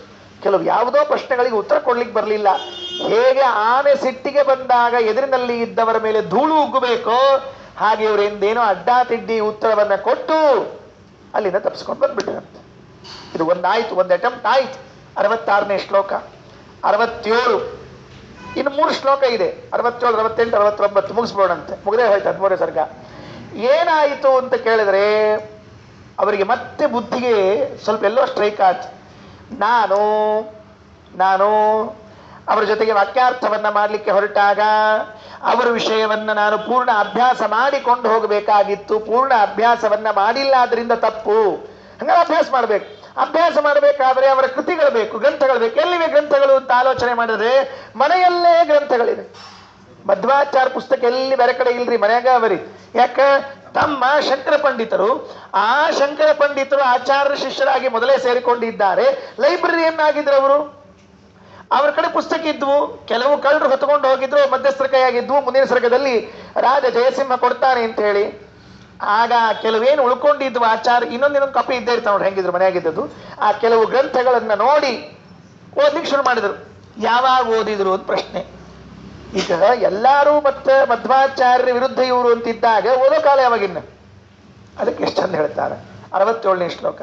ಕ್ಷಣದಾಸು ವಿಚಕ್ಷಣ ಸವೀಕ್ಷ ಪ್ರಚುರ ಪ್ರಜ್ಞ ಮನೋಜ್ಞ ಶಾಸ್ತ್ರಸಾರಂ ಅಪರಾವಿದಿತ ಪ್ರಸಾದ ಗರ್ಭಂ ವಿದದೌ ವಿಸ್ಮಯಮಾಂತರಂ ಮಹಾಂತಂ. ಕ್ಷಣದಾಸು ರಾತ್ರಿ ಕಾಲದಲ್ಲಿ ಓದಬೇಕಂತ. ಎಲ್ಲಾರು ಮಲ್ಕೊಂಡಿರ್ಬೇಕು ಮನ್ಯಾಗ, ಮೆಲ್ಲಕ್ಕೆ ಹೋಗ್ಬೇಕು ಲೈಬ್ರರಿ ಒಳಗ, ಬಾಗ್ಲ ತೆಗೆದು ಮಧ್ವಾಚಾರ್ಯ ಪುಸ್ತಕ ಗಂಟು ತೆಳಗಿಳಿಸ್ಕೊಂಡು ಕೂತ್ಕೊಂಡು ಓದಬೇಕಂತ. ಎಷ್ಟು ಆನಂದ ಆಗಬೇಕು ರಾತ್ರಿ ಕಾಲದಲ್ಲಿ. ಕ್ಷಣದಾಸು ವಿಚಕ್ಷಣ ಸವೀಕ್ಷ ಪ್ರಚುರ ಪ್ರಜ್ಞ ಮನೋಜ್ಞ ಶಾಸ್ತ್ರಸಾರಂ ಅಪರಾವಿದಿತ ಪ್ರಸಾದ ಗರ್ಭಂ ವಿದದೌ ವಿಸ್ಮಯಮಾಂತರಂ ಮಹಾಂತಂ. ಮಧ್ವಾಚಾರ್ಯ ಶಾಸ್ತ್ರವನ್ನು ರಾತ್ರಿಯಲ್ಲಿ ಕುಳಿತುಕೊಂಡು ಓದ್ತಾ ಇದ್ರೆ ಮನಸ್ಸಿಗೆ ತುಂಬಾ ಆನಂದ ಆಗ್ಬೇಕಂತ. ಎಷ್ಟು ಪ್ರಸನ್ನವಾದ ಶಾಸ್ತ್ರ ಮಧ್ವಾಚಾರ್ಯದು ಅಂತ ಕೇಳಿದ್ರೆ ಪ್ರಸಾದ ಗರ್ಭಂ. ಒಂದೊಂದು ಪಂಕ್ತಿಗಳನ್ನ ಓದ್ತಿದ್ರೆ ಆಹಾ ಆಹಾ ಅನ್ಬೇಕಂತೆ. ನಾವೇನಾದ್ರೂ ಮನೆಯಲ್ಲಿ ಊಟ ಮಾಡುವಾಗ ಸ್ವೀಟ್ ಹಾಕ್ಸ್ಕೊಂಡು ಆಹಾ ಆಹಾ ಅಂತಿರ್ತೀವಲ್ಲ, ಕೆಲವರು ಹಾ ಹಾ ಹಾ ಹಾ ಅಂತಿರ್ತಾರ, ಅದಕ್ಕೆ ಆಹಾ ಆಹಾ ಅಂತಿರ್ತಾರಲ್ಲ. ಹಾಗಾದಾಗ ಆದಂತ ಆನಂದ ಆಯ್ತಂತೆ. ಅಷ್ಟು ಆನಂದ ಆಯ್ತು. ರಾತ್ರಿ ಓದ್ತಿದ್ರಂತೆ. ಕೃಷ್ಣ ಒಂದು ಮಾತು ಹೇಳ್ತಾನೆ ಭಗವದ್ಗೀತೆಯಲ್ಲಿ. ಯಾವಾಗ ಓದ್ಬೇಕು ಅಂತ ಕೇಳ್ದ. ರಾತ್ರಿ ಓದ್ರಿ ಕೃಷ್ಣ ಹೇಳ್ಬಿಟ್ಟ. ಯಾಕ್ರಿ ಅಂತ ಕೇಳಿದ್ರು. ಎಲ್ಲಾರು ಮಲ್ಕೊಂಡಿರ್ತಾರೆ, ಅವಾಗ ನಿಮ್ಗೆ ಓದ್ಲಿಕ್ಕೆ ಟೈಮು ಅಂದ. ಎಲ್ಲಾರು ಎದ್ದು ಕೂತಾಗ ಓದ್ಲಿಕ್ಕೆ ಆಗಂಗಿಲ್ರಿ, ಊದ್ಕೋತ್ ಕುಡ್ದಾಗ್ತದೆ ಅಷ್ಟೇ ಕೆಲಸ. ಪೀ ಅಂತ ಊದ್ಕೋತ್ ಕೊಡ್ಬೇಕಷ್ಟೆ, ಓದ್ಲಿಕ್ಕೆ ಆಗೋದೇ ಇಲ್ಲ. ಓದೋ ಕಾಲ ಯಾವಾಗ ಅಂದ್ರೆ ಯಾರೂ ಎದ್ದಿರಬಾರ್ದು, ಇಲ್ಲ ಎಲ್ಲರೂ ಮಲಗಿರ್ಬೇಕು, ಎರಡೂ ಅಷ್ಟೇ ಅರ್ಥ, ಆ ವಿಷಯ ಬೇರೆ. ಅದಕ್ಕೆ ಅಂದ್ರೆ ರಾತ್ರಿ ಓದೋರಿಗೆ ಎಲ್ಲರೂ ಮಲಗಿರ್ಬೇಕು, ಬೆಳಗಿನ ಜಾವ ಓದೋರಿಗೆ ಇನ್ನು ಯಾರು ಎದ್ದಿರಬಾರ್ದು, ಇಷ್ಟ ಅರ್ಥ. ಬೆಳಗಿನ ಜಾವ 3:30-4 ಗಂಟೆಗೆ ಎದ್ದು ಬಿಟ್ರೆ 6 ಗಂಟೆವರೆಗೂ ಯಾರ್ದು ಕಿರಿಕಿರಿ ಇರಂಗಿಲ್ರಿ, ಎಲ್ಲಾರು ಮಲ್ಕೊಂಡಿರ್ತಾರೆ. ಎಲ್ಲಾರು ಹೇಳೋದೇ 7:30, 8:30, 9 ತನಕ ಹೇಳ್ತಿರ್ತಾರೆ. ಧನುರ್ಮಾಸದಾಗ ದ್ವಾದಶಿ ಮಾತ್ರ 8:30, 9 ತನಕ ಹೇಳ್ತಿರ್ತಾರೆ, ಉಳಿದ ದಿವ್ಸ ಹೇಳ್ತಿರ್ತಾರೆ. ಅದಕ್ಕೆ ಮತ್ತೆ ಎಲ್ಲಾರು ಮಲಗಿರುವಂತ ಸಮಯದಲ್ಲಿ ಓದಬೇಕು. ಓದೋ ಕಾಲ ಅಂದ್ರೆ ಬ್ರಾಹ್ಮಿ ಮುಹೂರ್ತಗಳಲ್ಲಿ ಎದ್ದು ಓದಬೇಕು. 4:30 6 ಒಳ್ಳೆ ಟೈಮ್, ಫಸ್ಟ್ ಕ್ಲಾಸ್ ಬುದ್ಧಿ ಹತ್ಬಿಡ್ತದೆ. ಎಷ್ಟು ವಿಚಿತ್ರ ಅಂದ್ರೆ ಒಂದೇ ಸರ್ತಿ ಹೋದ್ರೆ ಅರ್ಥ ಆಗ್ಬಿಡ್ತದೆ. ನಮ್ಮಲ್ಲಿ ಒಬ್ಬರಿದ್ರು ವಿದ್ವಾಂಸರು, ಅವರಿಗೆ ಅವರಿದ್ದ ಊರಿನಲ್ಲಿ ವಿದ್ಯಾರ್ಥಿಗಳು ಇರಲಿಲ್ಲ, ಇದ್ದ ವಿದ್ಯೆ ಉಳಿಸ್ಕೋಬೇಕಾಗಿತ್ತು. ಇದ್ದ ವಿದ್ಯೆ ಉಳಿಸ್ಕೋಬೇಕು, ವಿದ್ಯಾರ್ಥಿಗಳು ಇದ್ದಿದ್ದಿಲ್ಲ. ಏನ್ ಮಾಡಬೇಕು ಅಂತ ಕೇಳಿದ್ರೆ ಅವ್ರು ಮಾಡಿದ್ದೇನು ಅಂದ್ರೆ ಬೆಳಗಿನ ಜಾವ 2:30, 3 ಗಂಟೆಗೆ ಎದ್ಬಿಡೋದು, ಎದ್ದು ಓದ್ಲಿಕ್ಕೆ ಕೂಡೋದು. ಎಷ್ಟೊತ್ತು ಒಬ್ಬರ ಕೂಡ್ತಾನ್ರಿ, ಬೇಸರ ಬರಂಗಿಲ್ಲ, ಓದ್ಲಿಕ್ಕೆ ಕೂತು ಕೊನೆಗೊಂದು ವಿಚಾರ ಮಾಡಿದ್ರು. ಹಗಲೆಲ್ಲ ಓದ್ಲಿಕ್ಕೆ ಕೂತ್ಕೊಳ್ಳೆ ಒಂದು ಅರ್ಧ ತಾಸು ಓದ್ತಿದ್ರು, ಮುಂದೆ ಹಂಗೆ ಪುಸ್ತಕದ ಮೇಲೆ ತಲೆ ಇಟ್ಕೊಂಡು ಮಲ್ಕೊಂಡ್ಬಿಡ್ತಿದ್ರು. ಇದು ಬೇಡ ಅಂದ್ರು. ಒಂದು ನಿರ್ಧಾರ ಮಾಡ್ಕೊಂಡ್ರು, ನಾಳೆಯಿಂದ ನಾ ಮಲಗ್ಲಿಕ್ಕೆ ಹೋದ್ರೆ ಯಾರು ಒಬ್ಬರೇ ಎಬ್ಬಿಸ್ಬೇಕು, ನನಗೆ ಯಾರು ಎಬ್ಬಿಸ್ಬೇಕು, ಇವ್ರು ಎಬ್ಬಿಸಿ ಅವ್ರು ಮಲ್ಕೊಂಡ್ಬಿಡ್ತಾರೆ, ಎಬ್ಬಿಸ್ಲಿಕ್ಕೆ ಕೂತವ್ರು. ಕೊನೆಗೆ ಒಂದು ವಿಚಾರ ಮಾಡಿದವರು, ತಮ್ದು ಉದ್ದ ಜುಟ್ಟು ಇತ್ತಂತೆ, ಜುಟ್ಟು ಬಿಚ್ಚಿದ್ರು, ಅದಕ್ಕೊಂದು ಹಗ್ಗ ಕಟ್ಟಿ ಹಿಂದೆ ಕಿಟಕಿ ಕಟ್ಟಿಬಿಟ್ರು. ಹಿಂದೆ ಕಿಟಕಿ ಕಟ್ಟಿ ಹಿಂಗೆ ಮಲ್ಕೊಳಕ್ಕೆ ಒಂದು ಜುಟ್ಟು ಚಕ್ಕಿ ಎಚ್ಚರ ಆಯ್ತು ಅವ್ರಿಗೆ, ಮಲಗಬಾರ್ದು ಅಂತ ಎಚ್ಚರ ಆಯ್ತು. ಹಿಂಗೆ ಉಳಿಸ್ಕೊಂಡ್ರು ವಿದ್ಯೆ, ನಮ್ಮ ಹಿರಿಯರು ನೆನಪಿಟ್ಕೊಳ್ರಿ. ನಿದ್ದೆಗೆಟ್ಟು ವಿದ್ಯೆಯನ್ನು ಉಳಿಸ್ಕೊಂಡ್ರು, ಜುಟ್ಟು ದೊಡ್ಡದು ಕಟ್ಕೊಂಡು ಹಿಂದೆ ಕಿಟಕಿ ಕಟ್ಟಿಬಿಟ್ಟಿದ್ರೆ ಈ ಮಲಗ್ಲಿಕ್ಕೆ ಹೋದಾಗೆಲ್ಲ ಜುಟ್ಟು ಹಿಂಜಗ್ಬೇಕು, ಹಿಂಜಗ್ಗಿದಾಗೆಲ್ಲ ಎಚ್ಚರ ಆಗ್ಬೇಕು. ಓಹೋ ನಾ ಓದ್ಲಿಕ್ಕೆ ಕೂತೀನಿ ನೆನಪಾಗ್ಬೇಕಂತ. ಹೀಗೆ ಅಧ್ಯಯನ ಮಾಡ್ತಿದ್ರು ನಮ್ಮವರೆಲ್ಲ ಅಂತ ಹೇಳಿ ಶಾಸ್ತ್ರ ಉಳಿಸ್ಕೊಂಡ್ರು. ನಾವು ಪುಸ್ತಕ ಕಂಡು ಕೂಡಲೇ ಪರಮಾನಂದ. ಅದು ಪುಸ್ತಕದ ಅಕ್ಷರಗಳು ಮೊದಲು ಬೋರ್ಡ್ ಲೆಟರ್ ಕಾಣಿಸ್ತಿರ್ತಾವ, ಆಮೇಲೆ ಸ್ಮಾಲ್ ಲೆಟರ್ ಕಾಣಿಸ್ಲಿಕ್ಕೆ ಶುರು ಮಾಡ್ತಾವ, ಆಮೇಲೆ ಇರುವಿ ಕಂಡಂಗೆ ಕಾಣಿಸ್ತಾವ, ಇರುವಿ ಮರಿ ಕಂಡಂಗೆ ಕಾಣಿಸ್ತಾವ, ಆಮೇಲೆ ಬ್ಯಾಕ್ಟೀರಿಯಾ ಕಂಡಂಗೆ ಕಾಣ್ತಾವ, ಆಮೇಲೆ ಅದ್ರ ಶೇರು ಕಾಣಿಸಂಗೇ ಇಲ್ಲ ಅಕ್ಷರ. ಮೊದಲು ದೊಡ್ಡ ಅಕ್ಷರ ಇಷ್ಟೇ ಹೋಗ್ಬಿಟ್ಟು ರಾತ್ರಿ ಓದ್ಬೇಕಂತ ಕೃಷ್ಣ ಹೇಳ್ತಾನೆ. ಜ್ಞಾನಿಯಾದವನು ನಿಜವಾಗಿಯೂ ಕೂಡ ಯಾ ನಿಶಾ ಸರ್ವಭೂತಾನಾಂ ತಸ್ಯಾಂ ಜಾಗೃತಿ ಸಂಯಮಿ ಯಸ್ಯಾಂ ಜಾಗೃತಿ ಭೂತಾನಿ ಸಾ ನಿಶಾ ಪಶ್ಯತೋ ಮುನೇಹೆ. ಜ್ಞಾನಿಗಳು ಎಲ್ಲರೂ ಮಲಗಿದಾಗ ಎಚ್ಚರ ಇರ್ತಾರೆ, ಎಲ್ಲರೂ ಎಲ್ಲಿ ಎಚ್ಚರ ಇರ್ತಾರೋ ಅಲ್ಲಿ ಜ್ಞಾನಿಗಳು ಮಲ್ಕೊಂಡಿರ್ತಾರಂತೆ. ಇದೊಂದು ಜ್ಞಾನಿಗಳ ಲಕ್ಷಣ ಇದು, ಕೊನೆಯದು ಲಕ್ಷಣ ಚಲೋ ಅದ. ಅಂದ್ರೆ ನಾವು ಜ್ಞಾನಿ ಆಗ್ಬೇಕಾದ್ರೆ ಏನ್ ಮಾಡ್ಬೇಕು, ಎಲ್ಲಾರು ಪುರಾಣದಾಗ ಎಚ್ಚರ ಕೂತಿರ್ತಾರೆ, ನಾವು ಮಲ್ಕೊಂಡ್ಬಿಡ್ಬೇಕು. ಹೌದು, ಕೃಷ್ಣ ಏನ್ ಹೇಳಿದ್ದು, ಏನ್ರಿ ಹೇಳಿದ್ರು ಕೃಷ್ಣ, ಎಲ್ಲರೂ ಎಚ್ಚರ ಇದ್ದಾಗ ಮಲ್ಕೋಬೇಕು, ಪುರಾಣದಾಗ ಎಲ್ಲರೂ ಎಚ್ಚರ ಇರ್ತಾರೆ ಅದನ್ನ ನಾವು ಮಲ್ಕೋಬೇಕು ಅಂತ ಪ್ರತಿಯೊಬ್ಬರು ಮಲ್ಕೊಂಡ್ರೆ ಹೇಳೋರ್ ಕಥೆ ಏನಿಲ್ಲ. ಆದ್ರು ಇನ್ ಕೆಲವರು ಎಲ್ರು ಮಲ್ಕೊಂಡಾಗ ಎದ್ದು ಕೂಡ್ಬೇಕು. ರಾತ್ರಿ ಮಲ್ಕೊಂಡಿರ್ತಾರೆ ಎಲ್ಲಾರು, ಇಲ್ಲಿ ಎದ್ದು ಕೂತ್ಬಿಟ್ಟಿರ್ತಾರೆ. ಯಾಕೆ ಮಲ್ಕೊಳ್ಳಲ್ಲ, ಹೇಳ್ಯಾರಲ್ಲ ಎದ್ದು ಕೂಡ್ರಿ ಅಂತ ಹೇಳಿ. ಅಯ್ಯೋ ಅದಕ್ಕೆ ಹೇಳಿಲ್ಲಪ್ಪ ಮಾರಾಯ, ಓದ್ಲಿಕ್ಕೆ ಹೇಳಿದ್ದಾರೋ. ಯಾವ ವಿಷಯದಲ್ಲಿ ಅಜ್ಞಾನಿಗಳು ಬಹಳ ಎಚ್ಚರದಿಂದ ಕೂಡ್ತಾರ ಸಂಸಾರದ ವಿಷಯದಲ್ಲಿ, ಅಲ್ಲಿ ಜ್ಞಾನಿಗಳು ಕಣ್ಮುಚ್ತಾರೆ. ಎಲ್ಲಿ ಜ್ಞಾನಿಗಳು ಭಗವದ್ ವಿಷಯದಲ್ಲಿ ಎಚ್ಚರದಿಂದ ಇರ್ತಾರೋ ಅಲ್ಲಿ ಅಜ್ಞಾನಿಗಳು ಕಣ್ಮುಚ್ತಾರೆ. ಅದಕ್ಕಾಗಿ ತ್ರಿವಿಕ್ರಮ ಪಂಡಿತಾಚಾರ್ಯ ಎದ್ದು ನೋಡ್ರಿ, ಶಂಕರ ಪಂಡಿತಾಚಾರ್ಯ ತಮ್ಮ ಆದದ್ದು ಒಂದು ಲಾಭ ಆತ್ರಿ ಅವರಿಗೆ. ಈಗ ತ್ರಿವಿಕ್ರಮ ಪಂಡಿತಾಚಾರ್ಯಗೆ ಒಂದು ತಮ್ಮ ಆಗಿದ್ದು ಬಹಳ ಲಾಭ ಆಯ್ತು, ಯಾಕಂದ್ರೆ ಆಚಾರ ಪುಸ್ತಕ ಮನೆಯಾಗ ಬಂದವ್ರಿ ಇವು. ಸರಿ ಆಯ್ತು. ಕ್ಷಣದಾಸು ವಿಚಕ್ಷಣ ಸಮೀಕ್ಷ ಪ್ರಚುರ ಪ್ರಜ್ಞ ಮನೋಜ್ಞ ಶಾಸ್ತ್ರಸಾರಂ ಅಪರ ವಿದಿತ ಪ್ರಸಾದ ಗರ್ಭಂ ವಿದದೌ ವಿಸ್ಮಯಮಾಂತರಂ ಮಹಂತಂ. ಬಹಳ ಆಶ್ಚರ್ಯ ಆಯ್ತು. ಆದ್ರೆ ಆದ ಆಶ್ಚರ್ಯವನ್ನೆಲ್ಲ ಮನಸ್ಸಲ್ಲಿ ಇಟ್ಕೊಂಡಿದ್ರೆ ವಿನಃ ಒಂದು ಹೊರಗೆ ಹೇಳಲಿಲ್ಲ. ಏನ್ ಹೇಳಲಿಲ್ಲ ಅವರು, ಒಂದು ಹೊರಗಡೆಗೆ ಹೇಳಲೇ ಇಲ್ಲ. ಯಾಕಂದ್ರೆ ಹೊರಗಡೆಗೆ ಮಾಯಾವಾದಿಗಳೆಲ್ಲ ಒಂದು ವಿಶ್ವಾಸ ಇಟ್ಕೊಂಡಾರ, ತ್ರಿವಿಕ್ರಮ ಪಂಡಿತಾಚಾರ್ಯರು ನಮ್ಮನ್ನು ಗೆಲ್ಸೇ ಬಿಡ್ತಾರೆ ಅಂತ ತಿಳ್ಕೊಂಡು ಹೇಳಿ ಅವರಿಗೆ ಅನಾಹುತ ಆಗಬಾರದು ಅಂತ ಮನಸ್ಸೆಲ್ಲ ಇಟ್ಕೊಂಡಿದ್ರಂತೆ. ಮುಗೀತು 68. ಇಷ್ಟೆಲ್ಲ ಓದಿಬಿಟ್ರಲ್ಲ ಪಂಡಿತಾಚಾರ್ಯರು ಆಚಾರ ಗ್ರಂಥಗಳನ್ನ. ಹಾಗಾದ್ರೆ ಓದಿದ ಕೂಡಲೇ ಶರಣಾಗಿ ಬಿಟ್ರೆ ಆಚಾರ್ಯರಿಗೆ ಅಂದ್ರೆ ಇಲ್ಲ ಅಂತಾರೆ. ಮಧ್ವಶಾಸ್ತ್ರವನ್ನ ಅಧ್ಯಯನ ಮಾಡಿದ್ರು, ಬೇಗನೆ ಆಚಾರ್ಯರಿಗೆ ಶರಣ ಆಗಲಿಲ್ಲ. ಯಾಕೆ ಅಂತ ಕೇಳಿದ್ರೆ ಪಂಡಿತಾಚಾರ್ಯರು ವಿದಿತವಾನ್ ವ್ಯವಹೃತ್ಯ ಸುದರ್ಶನಂ ಬಹುಲಬೋಧಮವೇಕ್ಷಸ ನಿಶ್ಚಯಾತ್ ಅಪಿ ನ ತಸ್ಯ ಮತಂ ಸಗಸಾದದೆ ನನು ವಿಮೃಶ್ಯ ಕೃತಿ ಕುರಿತೇಖಿಲಂ. ಕೊನೆ ವಾಕ್ಯ ಏನದು? ನನು ವಿಮೃಶ್ಯ ಕೃತಿ ಕುರುತೇಖಿಲಂ. ಜ್ಞಾನಿಯಾದವನು ಏನೇ ಕೆಲಸ ಮಾಡಬೇಕಾದರೂ ಕೂಡ ಸಹಸ ಮಾಡೋ ಹಂಗಿಲ್ಲ. ಹುಮ್ಮತ್ ಮಾಡ್ಲಿಕ್ಕೆ ಹೋಗಬಾರ್ದು. ಹುಂಬಾಗೋತಿಗೆ ಸ್ವಲ್ಪ ಆಲೋಚನೆ ಮಾಡಿ, ಒಂದು ಸರ್ತಿ ಬಿಟ್ಟು ಎರಡು ಸರ್ತಿ ಬಿಟ್ಟು 4 ಸರ್ತಿ ಆಲೋಚನೆ ಮಾಡಿ ಕೆಲಸ ಮಾಡಬೇಕು. ತ್ರಿವಿಕ್ರಮ ಪಂಡಿತಾಚಾರ್ಯರು ರಾತ್ರಿಯೆಲ್ಲ ಅನೇಕ ದಿನಗಳ ಕಾಲ ಶ್ರೀಮದಾಚಾರ್ಯ ಗ್ರಂಥಗಳನ್ನು ಓದಿದ್ರು, ಅದೇ ನಿಜವಾದ ತತ್ವಜ್ಞಾನ ಅಂತ ಅರ್ಥವಾಗಿದ್ರು ಆಚಾರ್ಯ ಜೊತೆಗೆ ವಾದ ಮಾಡದೆ ಒಪ್ಪಿಕೊಳ್ಳಿಲ್ವಂತು. ಮುಂದಿನ 15ನೇ ಸರ್ಗದಲ್ಲಿ ಬರ್ತದೆ. ವಾದ ಮಾಡಿ ಆಚಾರ್ಯರ ಬಾಯಿಯಿಂದ ಸರಿಯಾದ ತತ್ವಜ್ಞಾನ ತಿಳಿದು ಒಪ್ಪಿಕೊಂಡ್ರಂತೆ. ಯಾಕೆ ಅಂದರೆ ಜ್ಞಾನಿಯಾದವನು ಯಾವ ಕೆಲಸವನ್ನು ಒಮ್ಮಿಂದೊಮ್ಮೆಲೆ ಮಾಡಬಾರ್ದು. ನಾನು ವಿಮೃಶ್ಯ ಕೃತಿ ಕುರುತೆ ಖಿಲಂ. ಭಾರವಿ ಅಂತ ಒಬ್ಬ ಕವಿ ಇದ್ದಾನೆ. ಆತ ಒಂದು ಮಾತು ಹೇಳ್ತಾನೆ ಭಾರವಿ ತನ್ನ ಗ್ರಂಥದಲ್ಲಿ. ಏನಂತ ಹೇಳ್ತಾನೆ ಅಂದ್ರೆ, ಸಹಸಾ ವಿದದೀತನ ಕ್ರಿಯಾಂ ಅವಿವೇಕ ಪರಮಾಪದಾಂ ಪದಂ ವೃಣತೆ ಹಿ ವಿಮೃಶ್ಯಕಾರಿಣಂ ಗುಣಲುಬ್ಧಾ ಸ್ವಯಮೇವ ಸಂಪದಃ. ಸಹಸಾ ಕಾರ್ಯ ಕೆಲಸಕ್ಕೆ ಕೈ ಹಾಕಬಾರ್ದ್ರಿ. ಮದುವೆ ಮುಂಜಿ ನೋಡ್ರಿ, ಒಮ್ಮೆ ಕೈ ಹಾಕ್ತೀವಿ ಹೇಳೋಣಂತ ಮದುವೆ ಮುಂಜಿ ಮಾಡೋ ಕಾಲಕ್ಕ 50 ಸಲ ವಿಚಾರ ಮಾಡ್ತಿರ್ತೀವಿ. ವರ ಹೆಂಗದ, ಕನ್ಯಾ ಹೆಂಗದ, ಅದು ಹೆಂಗದ, ಇದು ಹೆಂಗದ, 50 ಕಲ್ಯಾಣ ಮಂಟಪ ತಿರುಗಿ ಬರ್ತೀವಿ, ಎಲ್ಲ ಮಾಡ್ತೀವಿ. ಸಹಸ ಮಾಡೋದಿಲ್ಲ. ಯಾಕೆ ಅಂದ್ರೆ ದೊಡ್ಡ ದೊಡ್ಡ ಕಾರ್ಯ ಮಾಡುವಾಗ ವಿಚಾರ ಮಾಡಿ ಮಾಡಬೇಕಾಗ್ತದೆ. ಸಂಪತ್ತು ಹೆಂಗಿದೆ ಅಂದ್ರೆ ಯಾರು ಆಲೋಚನೆ ಮಾಡಿ ಕೆಲಸ ಮಾಡ್ತಾರಲ್ಲ ಅವ್ರ ಕಡೆಗೆ ಮಾತ್ರ ಸಂಪತ್ತು ಬರ್ತದಂತೆ. ದುಡುಕಿನ ಬುದ್ಧಿಯಿಂದ ನಿರ್ಧಾರ ಮಾಡಿದವ್ರ ಕೈಯಲ್ಲಿ ಸಂಪತ್ತು ಬರೋದಿಲ್ವಂತ. ಅದರಿಂದ ತ್ರಿವಿಕ್ರಮ ಪಂಡಿತಾಚಾರ್ಯ ದುಡುಕಿನ ಬುದ್ಧಿಯಿಂದ ಕೈಗೊಳ್ಳಿಲ್ಲ, ಒಮ್ಮೆ ವಾಕ್ಯಾರ್ಥ ಮಾಡಿಯೇ ನಿರ್ಧಾರ ಮಾಡೋದು ಅಂತ ಅಂದುಕೊಂಡ್ರು ಅಂತ ಹೇಳ್ತಾ ಕೊನೆಯ ಶ್ಲೋಕ ಏನಿಲ್ಲ. ಇದರಲ್ಲಿ ಬಂದು ತ್ರಿವಿಕ್ರಮ ಪಂಡಿತಾಚಾರ್ಯರು ಮನಸ್ಸಿನಲ್ಲಿ ನಿರ್ಧಾರ ಮಾಡಿಕೊಂಡ್ರು, ನಾನು ಅವ್ರ ಜೊತೆಗೆ ವಾಕ್ಯಾರ್ಥ ಮಾಡುವುದು ಅಂತ ಹೇಳಿ ತಮ್ಮ ಮನೆಯಿಂದ ಕಾವು ಮಠದಿಂದ ವಿಷ್ಣು ಮಂಗಲ ದೇವಾಲಯಕ್ಕೆ ಬಂದು ಸಾಷ್ಟಾಂಗ ನಮಸ್ಕಾರ ಹಾಕಿದ್ರು. ಮುಗಿದೋಯ್ತು, ಸರ್ಜನೆ ಮುಗಿಸ್ಬಿಟ್ರು. ಎಂಥ ದೃಶ್ಯಕ್ಕೆ ಮುಗಿಸಿದ್ದಾರೆ ನೋಡ್ರಿ. ತಂ ವಿಷ್ಣು ಮಂಗಲಗತಂ ಬಹುಲ ಪ್ರಬೋಧಂ ಪ್ರಾಪ್ಯಾಭ್ಯವಂದತ ತದಾಯುಗ ವಿಕ್ರಮಾರ್ಯ ಆನಂದದಂಸ ಚತುರಾನನ ಹಾಸ ಲಕ್ಷ್ಮ್ಯ ತತ್ವಂ ಪ್ರವೇತ್ತು ಮಮರೇಂದ್ರ ಇವಾಬ್ಜಯೋನಿಂ. ತಂ ವಿಷ್ಣು ಮಂಗಲಗತಂ, ವಿಷ್ಣು ಮಂಗಲ ದೇವಾಲಯದಲ್ಲಿ ಇರುವಂತಹ ಬಹುಲ ಪ್ರಬೋಧಂ ಮಧ್ವಾಚಾರ್ಯರನ್ನು ಪ್ರಾಪ್ಯ ಹೊಂದಿ ಅಭ್ಯವಂದತ ನಮಸ್ಕಾರ ಹಾಕಿದ್ರು. ತದಾ ಆಗ ಅಯುಗ ವಿಕ್ರಮಾರ್ಯ ತ್ರಿವಿಕ್ರಮಾಚಾರ್ಯರು, ತ್ರಿವಿಕ್ರಮ ಪಂಡಿತಾಚಾರ್ಯರು ಆನಂದದಂ ತತ್ವಂ ಚತುರಾನನ ಹಾಸಲಕ್ಷ್ಮಿಯ ಪ್ರವೇತ್ತು, ಆನಂದಪ್ರದವಾದ ತತ್ವವನ್ನು ತಿಳಿದುಕೊಳ್ಳಬೇಕು ಅನ್ನೋ ಉದ್ದೇಶದಿಂದ ಆನಂದಪ್ರದವಾದ ತತ್ವವನ್ನು ತಿಳ್ಕೊಳ್ಬೇಕು. ಯಾಕೆ ಮೊದಲು ಆನಂದದಂ ಅಂದ್ರೆ ಆನಂದಪ್ರದರಾಗಿರುವಂತಹ ಆಚಾರ್ಯರು. ತಂ ವಿಷ್ಣು ಮಂಗಲಗತಂ ಬಹುಲ ಪ್ರಬೋಧಂ ಚತುರಾನನ ಹಾಸಲಕ್ಷ್ಮಿಯ ಆನಂದದಂ ಬಂದ್ರಂತೆ. ಇವರು ತ್ರಿವಿಕ್ರಮ ಪಂಡಿತಾಚಾರ್ಯರು ಮಠದಲ್ಲಿ ಪ್ರವೇಶ ಮಾಡಿ ಇನ್ನೇನು ಮಧ್ವಾಚಾರ್ಯರಿಗೆ ಸಾಷ್ಟಾಂಗ ನಮಸ್ಕಾರ ಮಾಡಬೇಕು. ಆಚಾರ್ಯರು ತಮ್ಮ ಮುಖದಲ್ಲಿ ಒಂದು ಮುಗುಳ್ನಗೆ ತಂದ್ರಂತೆ. ಚತುರಾನನ ಹಾಸ ಲಕ್ಷ್ಮ್ಯ. ಎಂಥ ಸುಂದರವಾದ ಮುಗುಳ್ನಗೆ ಅಂದ್ರೆ ಆ ಮುಗುಳ್ನಗೆಯನ್ನು ನೋಡಿ ತ್ರಿವಿಕ್ರಮ ಪಂಡಿತಾಚಾರ್ಯರಿಗೆ ಪರಮಾನಂದ ಆಯ್ತಂತೆ. ಆಹಾ, ಗುರುಗಳಂದ್ರೆ ಹೀಗಿರ್ಬೇಕು.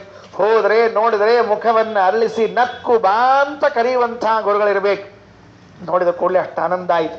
ಹೆಂಗಿತ್ತು ಇವರು ಬಂದಿದ್ದು ಅಂದ್ರೆ ತತ್ವಂ ಪ್ರವೇತ್ತುಂ ಅಮರೇಂದ್ರ ಇವ ಅಬ್ಜಯೋನಿಂ. ತತ್ವಜ್ಞಾನ ಸಂಪಾದನೆ ಮಾಡಿಕೊಳ್ಬೇಕು ಅಂತ ಹೇಳಿ ಇಂದ್ರದೇವರು ಚತುರ್ಮುಖ ಬ್ರಹ್ಮನ ಕಡೆಗೆ ಹೋದಂತ ಇತ್ತು. ಛಂದೋಗೋಪನಿಷತ್ತಿನ ಕೊನೆಯಲ್ಲಿ ಬರುವಂತಹ ಒಂದು ಕಥೆ. ಇಂದ್ರದೇವರು ಮತ್ತು ವಿರೋಚನ ಇಬ್ಬರೂ ಕೂಡಿಕೊಂಡು ಏಕಕಾಲದಲ್ಲಿ ಬ್ರಹ್ಮದೇವರ ಮನೆಗೆ ಹೋದ್ರಂತೆ. ತತ್ವಜ್ಞಾನ ಕಲಿಬೇಕು, ಪಾಠ ಹೇಳಿಸ್ಕೋಬೇಕು ಅಂತ. ಆ ತತ್ವಜ್ಞಾನ ವಿರೋಚನ ಕಥೆಯನ್ನು ಬಿಟ್ಟು ನಾರಾಯಣ ಪಂಡಿತಾಚಾರ್ಯರು ಕೇವಲ ಯಾರ ಕಥೆಯನ್ನು ಹೇಳ್ತಿದ್ದಾರೆ ಅಂದ್ರೆ ಇಂದ್ರದೇವರು ಚತುರ್ಮುಖ ಬ್ರಹ್ಮದೇವರ ಕಡೆಗೆ ತತ್ವಜ್ಞಾನ ಸಂಪಾದನೆ ಮಾಡಲಿಕ್ಕೆ ಹೋದಂತೆ ತ್ರಿವಿಕ್ರಮ ಪಂಡಿತಾಚಾರ್ಯರು ವಿಷ್ಣು ಮಂಗಲ ದೇವಾಲಯದಲ್ಲಿ ಇರುವಂತಹ ಆಚಾರ್ಯರ ಕಡೆಗೆ ಬಂದರು. ಮುಗೀತು. 13ನೇ ಸರ್ಗ ಮುಕ್ತಾಯ ಆಯಿತು. ಅಂತೂ ಕೊನೆಯಲ್ಲಿ ನಾವು ಕೇಳಿದ್ದು 13ನೇ ಸರ್ಗದಲ್ಲಿ ತ್ರಿವಿಕ್ರಮ ಪಂಡಿತಾಚಾರ್ಯರ ತಂದೆ ಸುಬ್ರಹ್ಮಣ್ಯ ಪಂಡಿತರು, ಒಳ್ಳೆ ವಿದ್ವಾಂಸರು. ತ್ರಿವಿಕ್ರಮ ಪಂಡಿತಾಚಾರ್ಯರು ಬಾಲ್ಯದಲ್ಲೇ ಕವಿಗಳು. ಉಷಾಹರಣವೆಂಬ ಕಾವ್ಯ ಬರೆದಿದ್ದಾರೆ.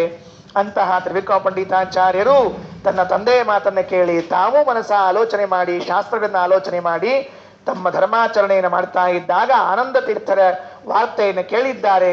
ಅವರ ಶಿಷ್ಯರ ಜೊತೆಗೆ ವಾಕ್ಯಾರ್ಥವನ್ನ ಮಾಡಿ ಧೂಳಿಯನ್ನು ಎರಚುವ ಪ್ರಯತ್ನವನ್ನ ಮಾಡಿದರು. ಕೆಲಸ ಆಗಲಿಲ್ಲ. ಕೊನೆಗೆ ರಾತ್ರಿಯೆಲ್ಲ ಕುಳಿತು ಆಚಾರ ಗ್ರಂಥಗಳನ್ನ ಅಧ್ಯಯನ ಮಾಡಿ ಆ ವಿಷ್ಣುಮಂಗಲ ದೇವಾಲಯದಲ್ಲಿ ಆಚಾರ್ಯರು ಇದ್ದಾಗ ಅವರನ್ನ ಹುಡುಕಿಕೊಂಡು ಬಂದು ಸಾಷ್ಟಾಂಗ ನಮಸ್ಕಾರ ಹಾಕಿದ್ರು ಎಂಬಲ್ಲಿಗೆ ಇತಿ ಶ್ರೀಮತ್ ಕವಿಕುಲ ತಿಲಕ ತ್ರಿವಿಕ್ರಮ ಪಂಡಿತಾಚಾರ್ಯ ಸ್ವತ ನಾರಾಯಣ ಪಂಡಿತಾಚಾರ್ಯ ವಿರಚಿತೆ ಶ್ರೀಮತ್ ಸುಮಧ್ವ ವಿಜಯೇ ಮಹಾಕಾವ್ಯೆ ಆನಂದಾಂಕಿತೆ ತ್ರಯೋದಶ ಸರ್ಗ ಸಮಾಪ್ತಃ. ಶ್ರೀಕೃಷ್ಣಾರ್ಪಣಮಸ್ತು. ಆಚಾರ್ಯರ ಗುರುಗಳ ದೇವತೆಗಳ ಅನುಗ್ರಹದಿಂದ 13 ಸರ್ಗಗಳು ಮುಕ್ತಾಯವಾಗಿವೆ. ಇನ್ನು 3 ಸರ್ಗಗಳು ಮಾತ್ರ ಬಾಕಿ. 14, 15, 16 ಈ 3 ಸರ್ಗಗಳಾದರೆ ಸಂಪೂರ್ಣವಾದ ಸುಮಧ್ವ ವಿಜಯದ ಪ್ರವಚನ ಮಾಲಿಕೆ ಮುಕ್ತಾಯವಾಗ್ತಾ ಇದೆ.